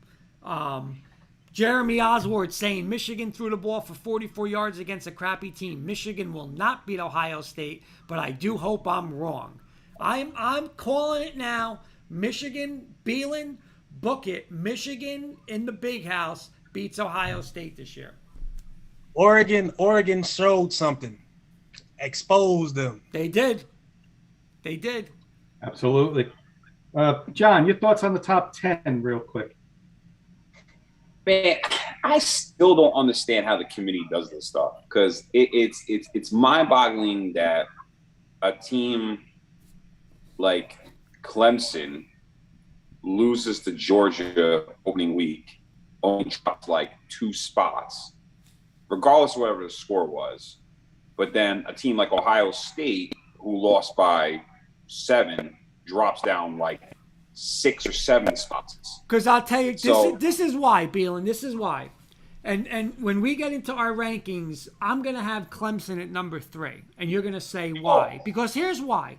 If you look at Alabama and Georgia, they're right now, they're the 2 best teams in the country, bar none. Nobody can argue that. If you look everywhere down and you say, you want to wager it, your life depends on it, or who's going to beat them? Oregon's not going to beat them. Cincinnati's not. Clemson's, I would take Clemson to beat one of those teams. Clemson's the only team right now, in my opinion, that could beat Georgia or Alabama.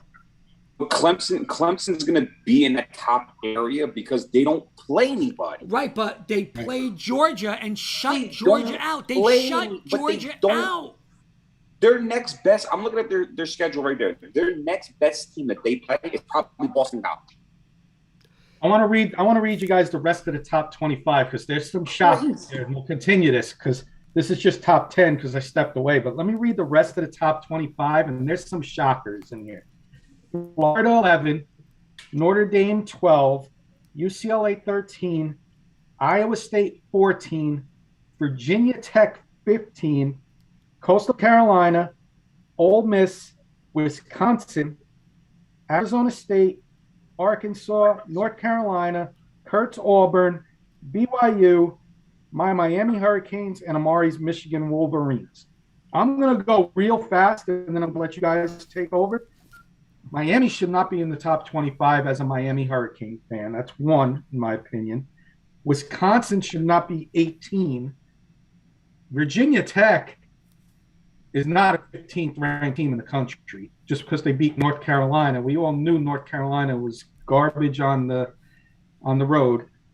And if you're gonna penalize Notre Dame and I'm not a Notre Dame fan, but Notre Dame dropped in the standings because they squeaked by Florida State, who lost to Jacksonville, and they squeaked by Toledo.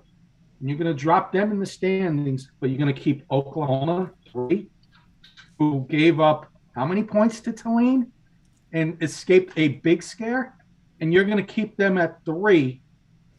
And like I said, I'm not a Notre Dame guy, but you're going to drop Notre Dame out of the top 10.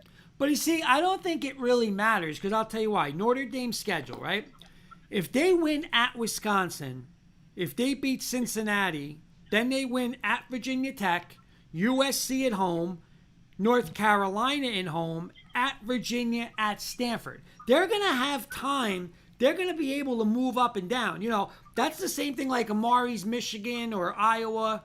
If one of those Big Ten teams is undefeated, they're going to be up there. They're going to move up, you know, so the rank, like, I don't really care that Notre Dame went down a little bit. Like, they're not a top 4 team now, but if they go undefeated, they are going to move up. You know, Michigan, Ohio State this is the tricky part, right? Because this is where me and Beelan argued over this last year. This is now Ohio State where, okay, we lost. All right, so now we're going to play, I don't know, whoever. We're going to beat them 67-6. 52-3, and then you're going to hear Kirk Herbstreit saying, well, you know, this team had one bad game. No, they should not. They're out. Now they're out. They lost at home as a 14-point favorite. They're out, in my opinion. Amari, Sis, Beelan, you guys agree with me or disagree with that? Yeah, I think they should be out. I mean, I think their only real, besides the Michigan game at the end of the year, but their only real competition is going to be the Penn State game. You know, that you know, they're going to look at their schedule. I'm looking at it now. Tulsa, Arkansas, they're probably going to wax Rutgers. I mean, Maryland, right. Indiana is like iffy this year. So it's like they can easily just pop back into that playoff spot or that top 5 area just by who they play. You know, it's just this is why I don't like the whole like ranking system, because it's so unfair for teams that are ranked lower to move up. Like it takes you like 2 years just to go from 25 to the top 10. Right. Now, Amari, I want to get to Amari because his team, I think, you know, they got Northern Illinois this week. Should be okay, right? Rutgers at home. Again, Rutgers is a nice story. I don't think Rutgers is going to beat Michigan. Now, you go to Wisconsin, okay? Tough game. But if you could get by Wisconsin, you go to Nebraska. I mean, Nebraska lost at home to Illinois. You're home versus Northwestern, at Michigan State, tough one. Home versus Indiana. Then your tough ones at Penn State. You're at Maryland, and you got Ohio State at home. Why can't a team like Michigan run that table? You know, Amari, what do you think? It's a couple sneaky games there. That's really that Wisconsin game scares me just because of the fact that Wisconsin is at home and they play great at home. Yep. Another game that scares me. Yeah, the Penn State game scares me too. Our test will come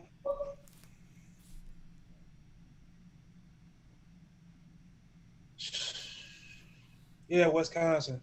See, That's where depending on what they do that game, that's going to determine my outcome on the rest of the season. Because I mean, the first three games were, to me, the first two games were cakewalks, in my opinion. right. Northern Illinois, it should be a cakewalk too. That Wisconsin games, it scares me. Now let me ask Sis this question, Sis, okay? And Beal, you could answer it second. I'll go to Sis first, though. The Big Ten, everybody was Ohio State, Ohio State, Ohio State, right? You look at it now, you look at the standings, you know, Iowa, I'm not going to say Purdue's a believer for now. Then on the other side, you got Michigan, Ohio State, Penn State, Michigan State for Carson. But really, Iowa, Penn State, Ohio State, and Michigan. Sis, does a Big Ten team have to be undefeated to be considered for the college football playoff? Or can this conference have a one-loss team? That's a great question. But to answer it, my opinion, if Iowa goes undefeated, which I think they could, they should be in the playoffs. Beelan, what about you? Wait, what team did they say? Sis said Iowa. Oh, Iowa. Iowa should be a top 5 team right now. But I'm saying, could a one-loss Ohio State, a one-loss Michigan, a one-loss Iowa, do they have to be undefeated? No. Yeah. I still think, even like from using Michigan as an example, Michigan can run table. They probably still won't break the top 10. Jeremy's saying they have to be undefeated, in my opinion. It's just because how that system is so broken that if you're in a top 25 or right at the cusp of it, it'll take you an extra year just to get into that top 10. It's mind-boggling sometimes. I don't get how the whole algorithm works with the strength of schedules, because you know your team can fold half the year and then your strength of schedule is going to still remain the same throughout the whole year. It makes no sense. Right. This is what I think. Let's say if Michigan does go all out, win it all, okay, even win the Big Ten championship, I do see them in the top 4 in the playoffs because of the media. Absolutely, 100%. The media will blow it up.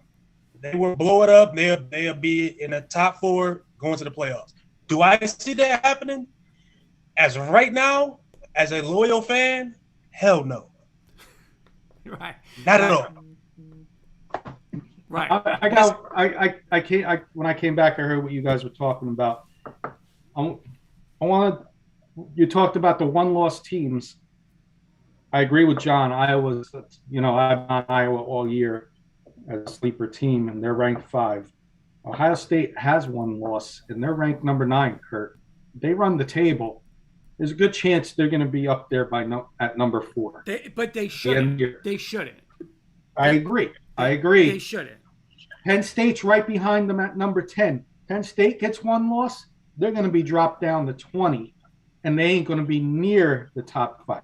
So to answer your question, I think Ohio State is the only one-loss team that can make the playoff because of how the system, like Beelan said, is run. You got Michigan at 25, who should easily be in the top 20, in my opinion. Right, but Michigan's going to have every chance to get up there. You know, they are going to be able. They are going to be able to get up there. You know, if Kurt, here's a perfect example. Okay, this is a perfect scenario right here. So Clemson doesn't play anybody ranked the rest of the year, right? Right. They run the table. They're going to be 9-1. Okay. Cincinnati plays 2 ranked teams, right, remaining the season. If they beat both of them and they run the table, they'll be 10-0, right? But you're still saying just because it's Clemson and who they played in Georgia and everything, Georgia should be in the top. Clemson should be in that top spot instead of Cincinnati. I'm going to say this: when people and that's how they'll rank you. When people watch that game, you see, the game doesn't lie. There's no what ifs. They saw Clemson absolutely shut down Georgia. Okay, shut them down. They shut them out. They threw a pick 6, shut them out. They saw that and said they could beat that game. Could have went either way. They could beat that. They could win that game. Alabama's in its own stratosphere right now. So the 3 best teams are Alabama. If everyone's saying Georgia is by far the second best team, well, Clemson literally was a play away from beating them. So how are they not? You know, where it could be wrong is if an Oregon's undefeated, an Iowa's undefeated, an Oklahoma's undefeated. But, you know, Cincinnati's a different animal because Cincinnati, you know, they're a little different this year. They got to go to Notre Dame. They got to go to Indiana. So I'll give you that. But the film doesn't lie. They watched that game.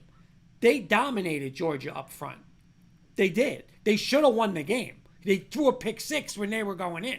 Clemson was probably the better team. So that's why Clemson's there. I agree. Like, I'm sorry. I watched Ohio State, and just like Amari said, they exposed them. They still don't have an answer for Oregon's offense. So if they're doing that, can you imagine what Alabama would do to them? Seriously. That's why Ohio State should be out. It's the same thing. They're going to go on there, play at an SEC team, and give up 42 points.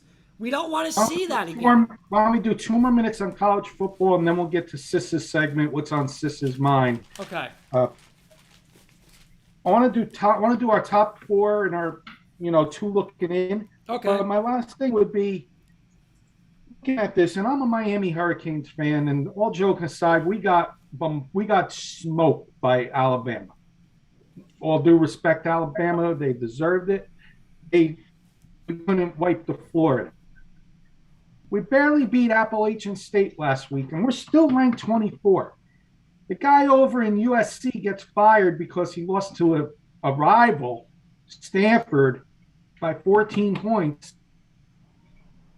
And they've got the same record as Miami. Like, this AP system is trash, in my opinion, and it needs to be fixed, which it will in a couple of years when we have more teams in there. Okay, I got one question. This Cincinnati team is going to get screwed again. Okay, I got one question. I'm going to go Kenny, Amari, Sis, and Beelan. My Auburn Tigers are number 22 in the country. Saturday night, they go to number 10, Penn State. If they beat Penn State in Penn State, where should Auburn be ranked, Kenny? Number 10. Amari. Yep, 10. I'm with you guys. I said 10 too. Sis, where should Auburn be ranked? Yep, 10th. Beelan? 15th. How? Well, the same reason why. The same reason Oregon's not ranked number 3. Listen, they moved up big, right? They were, what were they, 10, 12? They moved up 8 spots. That's a lot. Iowa went and beat a ranked team in Iowa State, and they beat a ranked team in Indiana, and you still got Oklahoma ranked over them in the playoff, who barely beat Tulane. That's the problem with the AP poll. Okay. Let's do our top 4 and our first two out. Okay. Kurt, you go first. You know what this is all about, so Beelan and Amari can play along too. All right. My number 1 is Alabama. Number 2 is Georgia. Number 3 is Clemson. Number 4 is Oregon. Number 5, Iowa. Number 6, Oklahoma. You got to explain in a minute or less why Clemson number 3. Because again, I watched that game right now. Out of all 6 of those teams, out of Georgia, Clemson, Oregon, Iowa, and Oklahoma, only Clemson out of that list. Clemson would be my pick if you said you have to pick one of those. Which one of those 4 teams could beat Georgia or challenge Alabama? Clemson's the one I'm taking, so I'm putting them number 3. Okay, let's go to Sis next. What are you looking for now? What's that? What do you want? Top 5? Top 4, your top 4 teams, and then the first 2 that are out. Bama, Georgia, Oregon, Clemson. First 2 out will be Ohio State, maybe Georgia. Okay, Beal. Even though I put them in the top 4. Number It's 1 too, should be it's too early for this anyway. But go ahead. number 1. I got Georgia. 2, I got Alabama. You just hate Alabama, but that's okay. 3, I got Oregon. 4, Iowa. I think 5 and 6 would be Cincinnati and Oklahoma. And Amari. I got Bama at 1, Georgia at 2, Iowa at 3. Ooh, okay. Ending it with it's in between Clemson. You got Good Clemson pick, in there good too. pick. Your first 2 out would be First 2 will be Ohio State and Cincinnati. I'm on board with John. The only thing I got different is Bama number 1, Georgia number 2. I got Iowa 3, Oregon 4. I got Cincy 5 and Oklahoma 6. That's a little college football roundup. Week 2, week 3, the matchups that I'm looking forward to real quick: Bama, Florida, Penn State, Auburn, the whiteout, and I got Arizona, BYU as a little late night snack type of game. Late night snack game there. Anybody else got any games they're looking forward to real quick? Penn State and Auburn. Yeah, that's what I'm looking for, Sis. Alabama, Georgia, Alabama, Florida, Penn State, Auburn. Let's Kurt, let's turn the floor over to Mr. Sis for what's on Sis's mind. We saved the best for last tonight. Okay. Change the order up in the show a little bit, freshen it up. All right. Again, people in the audience participate. Right out of the gate, it's high school football season, and are parents' expectations for their kids too high in high school sports? We'll start with Kenny, we'll go to Kurt, and then we'll go to Amari, and then Beelan. I'm going to say I believe so to a point, Sis, meaning you got these big schools that are recruiting, and the pressure's on them as, you know, they're getting recruited to a big school. Like in New Jersey, Amari doesn't know New Jersey very well, but Bergen Catholic's one of our top high schools. And they recruit kids from all over the state, all over the county. And I think the pressure's on them. And I think the parents, you know, you get parents that are competitive, they're going to put that added pressure on those kids as well. Those kids take the pressure well, but some don't. So that's my little opinion on that. The smaller schools, maybe not as much, but you do see it everywhere, Sis. I will say that. Okay. Kurt? Jeremy Oswald saying, no, I don't believe so. I think so, Sis. I mean, we've seen it as coaches. You know, Some people are just, I think, unrealistic. You know, my son's going to be a quarterback at Penn State. My son's going to be there. My son's going to be there. I mean, you watch and you're like, you know, it's odds are against it. You know, odds are against it. Not saying they can't play somewhere, but, you know, you're not going to have 10 kids in 10 high schools. We're going to be the Alabama quarterback. No, you're not. Correct. Like, Well, Kurt, before Beelan goes, he's already recruiting his son to Georgia to play against Sisters Bama. Right. But I think I would say there's a lot of people, not everybody, but there's a lot who are unrealistic. Omari, how do you feel? Can you repeat the question again, please? Yes, sir. My question was, are parents' expectations today for their kids too high in high school sports? In other Yes. words, they all think they're going to Division One, they're all Yes. going to Bama. Okay. It's way too high. It's way too high.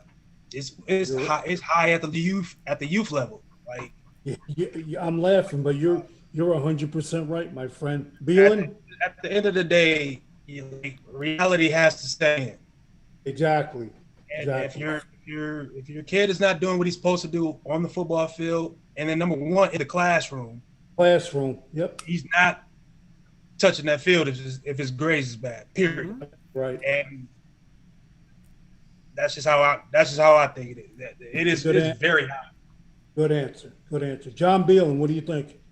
I don't know. I'm a flip flop on it, but looking for guys who has younger kids, I don't think so, because it's no different than sports and education, right? You want them to strive for the most that they could be and give them that oomph, right? It's like, you're sending your kid to Del Barton or Bosco or Bergen Catholic $50,000 a year, regardless of whoever's paying it. And it's like, yeah, I'm gonna go out there and say, yeah, that's my kid. Like, he's gonna be the next stud. Because at the end of the day, you never know what can happen. Bergen Catholic's quarterback can break his leg next week on Friday or this week on Friday, and his career is shot in college.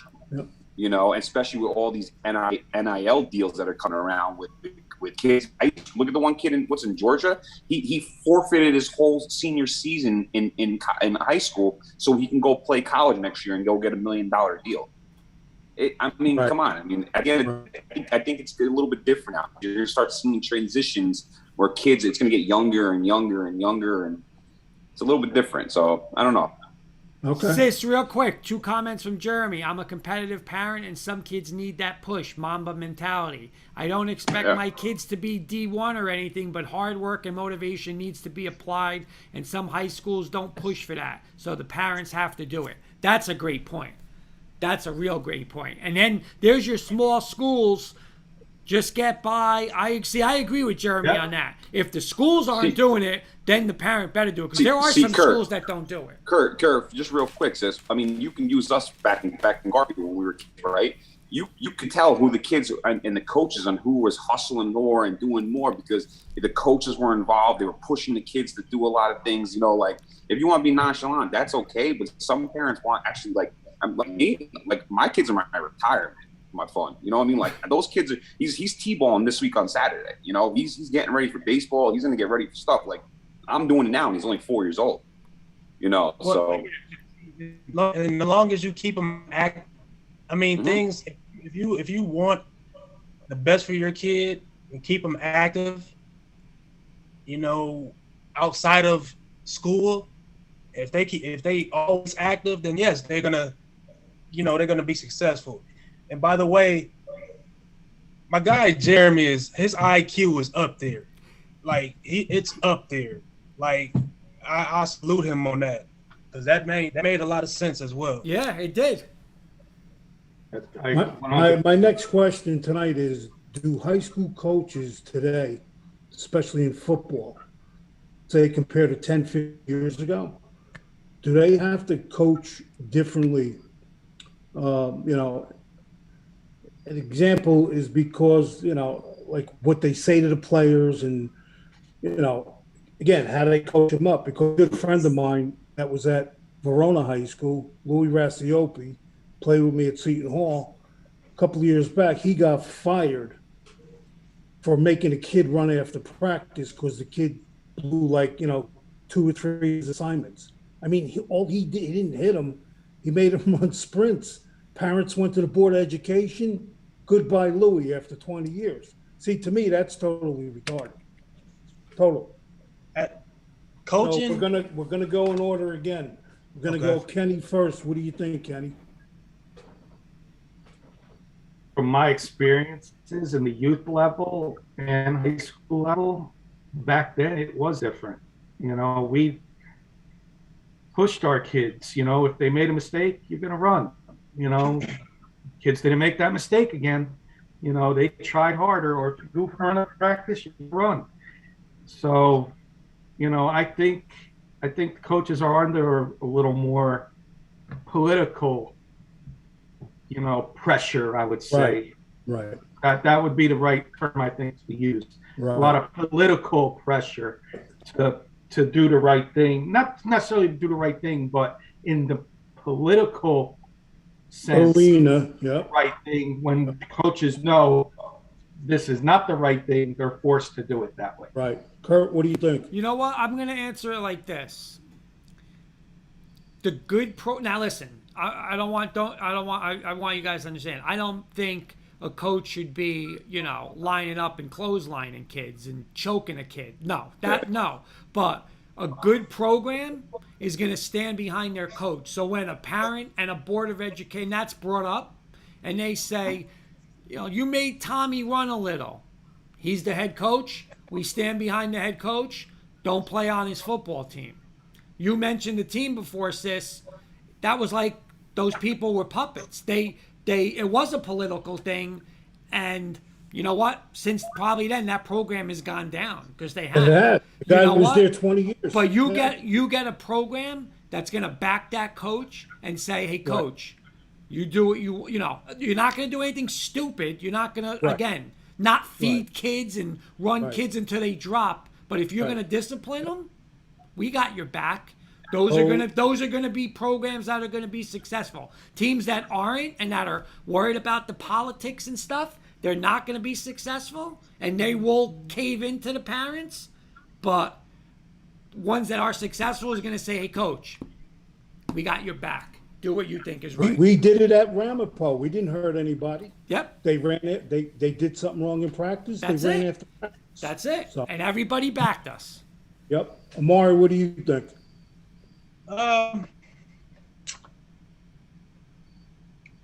Adapting.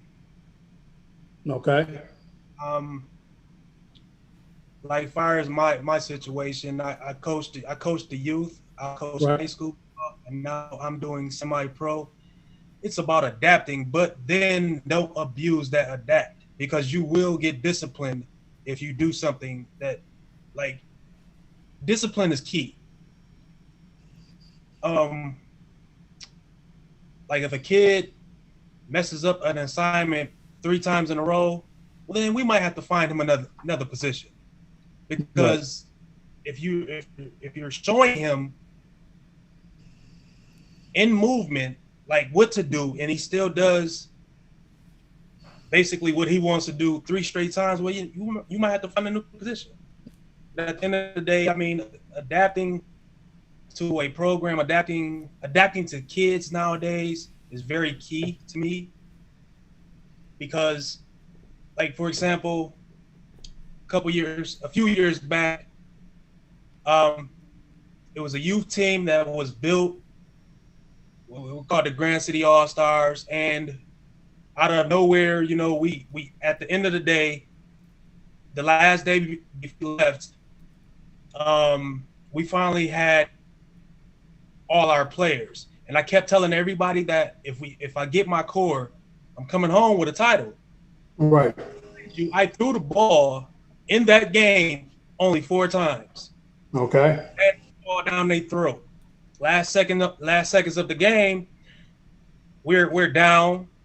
I ran the ball because that's what they did well. Right. And we won. We came home with a title, and but my thing is, on all 3 levels where I coach, from the youth to the semi-pro, I just adapted to the players. And when they did do something wrong, yes, it was discipline that was coming in. Okay. It wasn't no physical discipline. It was either running, bear crawling, something was going to be. He's going to get disciplined. Beelan, what do you think? Real quick, I think generations are different. I think nowadays kids and parents are very sensitive nowadays. Absolutely. When I was in high school, when Coach Riggs used to tell me, "Don't be a hot dog" or "Don't do this," and I did it, he would rip me out of the game. And if my grandfather was like, "Why'd you take him out of the game?" and he explained it to him, he'd be like, "Okay, well, he deserves to get taken out of the game." Yeah. Nowadays, they expect them to, do something wrong and then still in the game and keep doing it. It's like, it doesn't work that way. So it's this generation. And again, I think you have to adapt to them. Yeah, that's a great point. The generation thing. You're right. Sis, Jeremy has a great point on this. Go ahead. He is saying generation is definitely different, but this is, and I think the biggest problem with all this, and he's 1,000% right.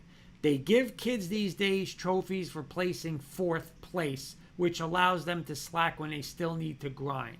Back in the day, it was not like that. Exactly. Like, you're either Kurt, a champion. Kurt, just as one thing though, on the flip side of that thing, right? How I look at it is like, yes, you got the trophy, right? You got a fourth place trophy. I kind of want to keep that trophy as motivation to be like, next year I'm getting the first place. Right, but here's the thing. But here's the thing. That, and I always argue, me and Hoops always have this conversation, right? And I'm 1,000% with Jeremy here, because you get in that mentality of, just like he's saying, okay, on a peewee level, everybody gets trophies. Right. 7th and 8th grade, everybody gets trophies. Now you get into a high school state championship game. Right. You lose that game, you ain't getting a trophy. So now it's like, oh my God, that's that's reality. When you go and play in college, you're not getting a trophy when you lose. So why is it okay that's life. That's reality. You're not going to win. And if you don't win, you don't get a trophy. Now you got to work harder. Like he's saying, you got to grind, because you know what? You weren't as good as that team. You weren't. It's the truth. In high school, like I said, Beelan, listen, you lost in high school games. They didn't say to you, "Hey, nice job, Garfield, here's a trophy." You just walked off the field. You walked off the field. That's reality. So why are we giving people trophies? That's not how life works. Kurt is 150% right, because I won't mention the school I was at, okay? But at the dinner, you ready? They gave out 5 MVPs for the season. Exactly. That's totally. Why even do it? Right. That's how I feel about the letters in high school. When they give out all these sport jackets and they're like, "Here's your letter, here's your pins and stuff." It's like, those are like your participation trophies because you did something. Well, you have to play a certain amount of quarters. You're supposed to. You're supposed to. Yeah, you're supposed to. You're supposed to. You got to play a certain amount of quarters to get a varsity letter. So, anyway, the next question is: are these administration? Are they hiring coaches that they can control? Because if you look at it, most of the coaches in high school now are young guys. None of the guys that coach 15, 20 years, they don't want to be involved anymore. They want nothing to do with it. I had a friend that I coached at Montclair State. I believe he was the coach at Woodridge for a while. He stepped down just for that reason, about the parents making their kids superstars, and they're all going to Notre Dame and Ohio State.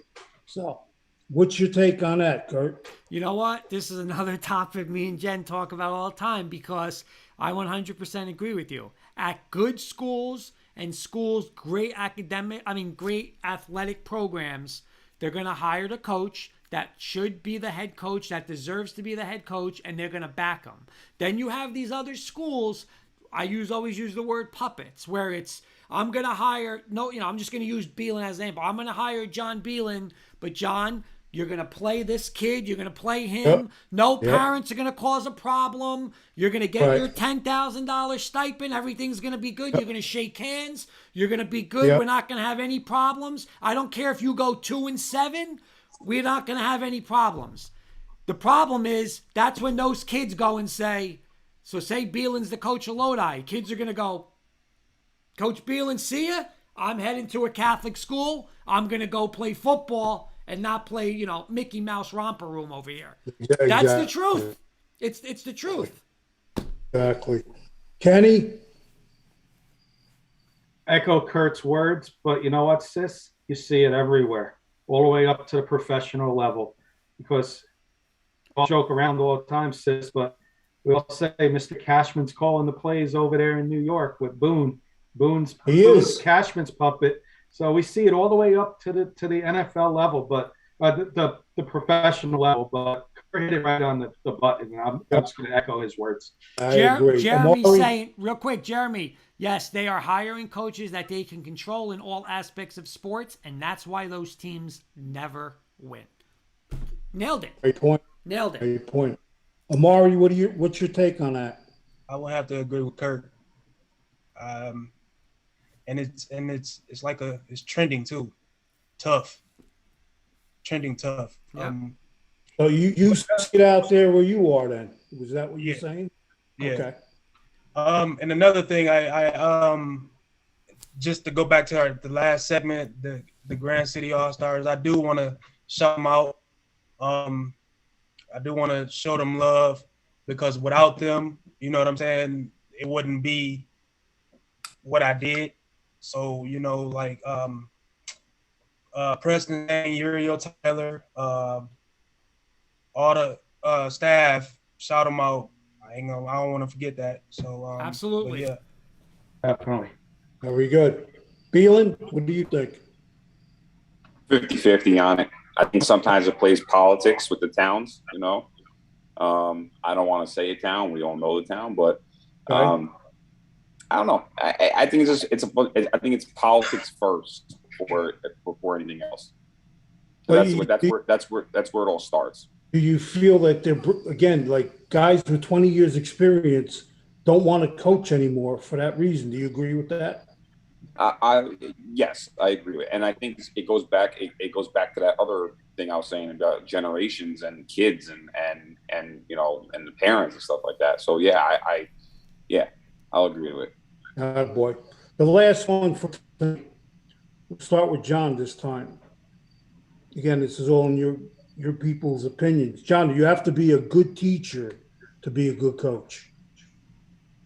Basically, yes or no? Yes. Okay. Kenny? I think that's a simple yes as a non-parent, but I think you got to teach the kids, you know, more than just playing a sport. There's also discipline when you're out there. There's a lot of things you got to do. So I think it's a definite yes. Okay. Kurt? You know, I agree with John and Kenny, absolutely. And I also think, I know they use the expression like in football, like leader of men. I think you got to be a leader, you know, like you got to lead by example. You know, listen, the kids are going to do what you do, you know, like if, you know, you're screaming, you're yelling, you're not disciplined as a coach, the kids are going to be not disciplined as a coach. So especially on the younger level, you know, they're going to follow what you do. So, but you do have to be a good teacher. Absolutely. Amari? True statement. Yes. Okay. Well, that wraps up my segment, boys, for this evening. Thank you for participating. Awesome job, sis. Thank you, sis. Love the element of surprise there. It was a great topic tonight on your mind. Kurt, we ready for final thoughts? Yes, sir. Final thoughts. Whoever you want to start with, Kenny. However you want to go. I'm going to start tonight. I want to thank Amari for hopping on tonight. Always a pleasure to have you on tonight. Johnny Beelan, guest co-host. Our good friend Paul Rosen going to be joining us each week for Rosen's Roundtable, our little giant segment. And my last thing, Amari, congratulations to your cousin on getting his first touchdown in the NFL. That was awesome. Anymore. I think he's going to have a great career, and hats off to your cousin. Let's go to Beelan.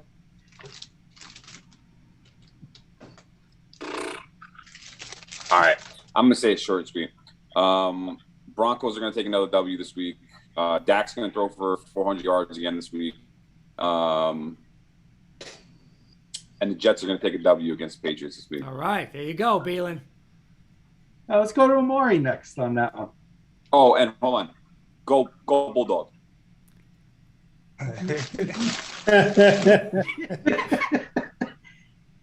Beelan hates Alabama, boy. It's amazing. What's your final thoughts for tonight, Amari? First of all, I want to appreciate you guys for bringing me on. And this is one of the belts that I won Nice. for the championship. I want to shout out a good friend of mine, Will Wise. And I enjoy doing this, man. I love sports. We love having you on, bud. Yep. I would come on every day if it was one every day. There you go. Absolutely. That's beautiful. Mr. Siciliano, you're up. Yeah, let's Mr. Beelan and Amari for coming on our show. Good input, all in fun, nothing personal. We don't do that here. We speak our minds, though, that's for sure. Kurt's Broncos will get their second win. I'm not going to make any remark about the Penn State Auburn game. And good job like always. So it was a good show tonight. Yep. Good different mixture of. I like the variety, and I like bringing everybody in. I good. like bringing our audience and friends in, So that's It's all me busting Coach Breslin with Washington and him busting us with the Giants. It's always all in good spirit, nothing personal. Hey, I got a question about the high school show. I would like to put Grand Rapids High School Absolutely, on the show. absolutely. Send me the information. You got to If you talk give to me the a boss. hookup- He's not the boss of that. You got to talk to his wife. Oh, okay. No, Amari, send us the information. We would love to do fine. that, Amari. Send me info who I can contact. We'll set that up. It's a young cat. I coached at for the Highland Park Rhinos. We called him Baby. Like, he has became one of the strongest runners in the city. Like, it was a run that he did last week. Like, it looked like a Marshawn Lynch, like literally. So I would like to, bring some exposure on your show from Amari, send us the info. We'll contact him and we'll definitely get him on. Done deal. Okay. Done deal. Absolutely. All right. Kurt, we're going to change it up tonight. You get to wrap the show up. All right, well, actually, Jeremy's got a final word. He's saying thank you. It was fun. And his final thoughts are Matthew Stafford is going to be a beast again this week. Oh, yeah. My final words are this weekend, Amari's going to be happy again because Michigan's going to win. Beelan's going to be happy again because his boy Dak is probably going to throw for 400 and his Jets are going to win. Sis is going to be a little nervous Saturday when Alabama squeaks by the swamp. Squeaks by them. And As long as they win. But I will be happy because Broncos were going to win and Auburn's going to upset Penn State. But Mr. Kirkpatrick on that bottom right is going to be the one down in the dumps because his Giants are going to get beat tomorrow night. They're going to be 0-2, and he's going to be looking forward to the NBA season with the Knicks coming soon. Because his Giants are going to be 0-2. Now, I'm sorry, I got to get the last word in. He's right about that. I will be happy about the Knicks this year, but he's got sour grapes, okay, because he lost a bet when his Iowa State Cyclones lost to Iowa, and he's got to buy me me and Carson crumb cake and ship out to both of us here in Maryland and Michigan. It's okay. Sour grapes. All right, boys. Great show. By the way, go ahead, Beelan. 1-0 in fantasy. You are, Beelan. You are. Yeah. You and Hoops Who had a beat you in battle. fantasy, Kurt? That's the other sour grapes. I play you again this week, Kenny, That's right. in the other league. Guys, have a great night. And tomorrow with teenagers. If anybody's interested, check us out. 6 p.m. tomorrow evening. Sounds good, boys.